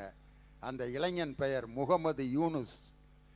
ஒரு இந்து பெண்ணை, கர்ப்பிணி பெண்ணை ஒரு இஸ்லாமிய இளைஞன் காப்பாற்றினான். முருகன் என்று பெயர் வைக்க வேண்டும் என்று நினைத்த அந்த பெண் தன் குழந்தைக்கு தனக்கு உயிர் கொடுத்து காப்பாற்றிய முகமது யூனுஸ் என்ற பெயரை தன் குழந்தைக்கு வைத்தாள் என்று சொன்னால் இதுதான் சமுதாயம் நமக்கு கற்றுக் கொடுத்த பாடம். தேசிய கொடியை நீங்கள் எல்லாரும் பார்ப்பீங்க. மேலே இருப்பது காவி நிறம், நடுவில் இருப்பது வெள்ளை நிறம், அடியில் இருப்பது பச்சை நிறம். நமக்கு என்ன சொல்லி கொடுத்துருப்பாங்க? தேசிய கொடி மேலே இருக்கின்ற காவி நிறம் இந்தியாவினுடைய தியாகம், நடுவில் இருக்கும் வெள்ளை நிறம் இந்தியா உலகிற்கு தரும் சமாதானம், அடியில் இருக்கும் பச்சை நிறம் இந்தியாவில் இருக்கக்கூடிய வளமான வயல்கள். ஆனால் எனக்கு என் ஆசிரியர் என்ன சொல்லி கொடுத்தார்னா, மேலே இருக்கும் காவி நிறம் இந்தியாவில் பெரும்பான்மையாக வாழ்ந்து கொண்டிருக்கும் இந்துக்கள், நடுவில் இருக்கும் வெள்ளை நிறம் இந்தியாவில் சிறுபான்மையாக வாழ்ந்து கொண்டிருக்கும் கிறிஸ்தவர்கள், அடியில் இருக்கும் பச்சை நிறம் இந்தியாவில் சிறுபான்மையாக வாழ்ந்து கொண்டிருக்கும் இஸ்லாமியர்கள். இவர்கள் மூவரும் தர்மத்திற்கு கட்டுப்பட்டு நடக்க வேண்டும் என்று தர்ம சக்கரத்தை 3 நிறங்களுக்கும் இடையில் பொருத்தியதுதான் நமது தேசிய கொடி என்று என்னுடைய ஆசிரியர் எனக்கு பாடம் நடத்தினார். அப்படி பலவிதமான பாடங்கள், பலவிதமான சிந்தனைகள், நண்பர்கள், ஆசிரியர்கள், ஒரு நமக்கு வாழ்க்கைக்கு வழிகாட்டக்கூடிய ரோல் மாடல்கள், வழிகாட்டிகள், இவைகளெல்லாம் நமக்கு வீட்டிலே கிடைப்பதில்லை. லியோனி பேச்சுக்கும் பாட்டுக்கும் வீட்டில் இருப்பவர்கள் கைதட்டி லியோனி வளரவில்லை. என் தாய் ஆரம்பித்த கைதட்டு தான். ஆனால் தாயின் கைதட்டோடு முடிந்திருந்தால் லியோனிக்கு நகைச்சுவை தென்றல் என்ற பட்டமும் கலைமாமணி பட்டமும் முத்தமிழறிஞர் டாக்டர் கலைஞர் அவர்களால் பாவேந்தர் பாரதிதாசன் விருதும் எனக்கு கிடைத்தது என் தாய் தட்டிய கைதட்டு மட்டுமல்ல, லட்சக்கணக்கான என் உயிரினும் மேலான ரசிக பெருமக்கள் கைதட்டி ரசித்த அந்த ரசனை தான் லியோனியை ஒரு நடுவராக உருவாக்கியது. எனவே ஒரு மனிதனுக்கு மகிழ்ச்சியை தருவது வீடு என்பது வேரை போன்றது. ஒரு வேரை மட்டும் வைத்து ஒரு தாவரம் முழுமையான தாவரமாக உருவாவதில்லை. அந்த தாவரம் கிளைகளாகி இலைகளை உருவாக்கி கனிகளை கொடுத்து அந்த கனிகளால் சமுதாயம் பயன்பட்டால்தான் அந்த தாவரம் முழுமையடைகிறது. வேரை போன்றது வீட்டுச் சூழலாக இருந்தாலும் கிளையும் இலைகளும் கலந்து கனியை தருகின்ற அந்த மரம்தான் சமூக சூழல். எனவே ஒரு மனிதனுடைய மகிழ்ச்சியை பெரிதும் தீர்மானிப்பது வீட்டு சூழலை விட சமூக சூழல் தான் ஒரு மனிதனை பெரிதும் மகிழ்ச்சிப்படுத்துகிறது, ஒரு மனிதனை உருவாக்குகிறது என்று சொல்லி சமுதாயத்தை நேசிப்போம். சமுதாயத்தை நேசித்த தலைவர்கள் தான் இன்று மக்களால் கொண்டாடப்படுகிறார்கள் என்று சொல்லி இந்த அருமையான நெய்தல் கோடை விழாவில் இந்த நேரமாகியும் லட்சக்கணக்கான ரசிகர்கள் அமர்ந்து ரசித்த இந்த கண்கொள்ளா காட்சியை அமைத்து கொடுத்த விழா அமைப்பாளர்களுக்கு நன்றி சொல்லி என் ரசிக பெருமக்களுக்கு வாழ்த்துக்களை சொல்லி விடைபெறுகிறேன். நன்றி, வணக்கம்.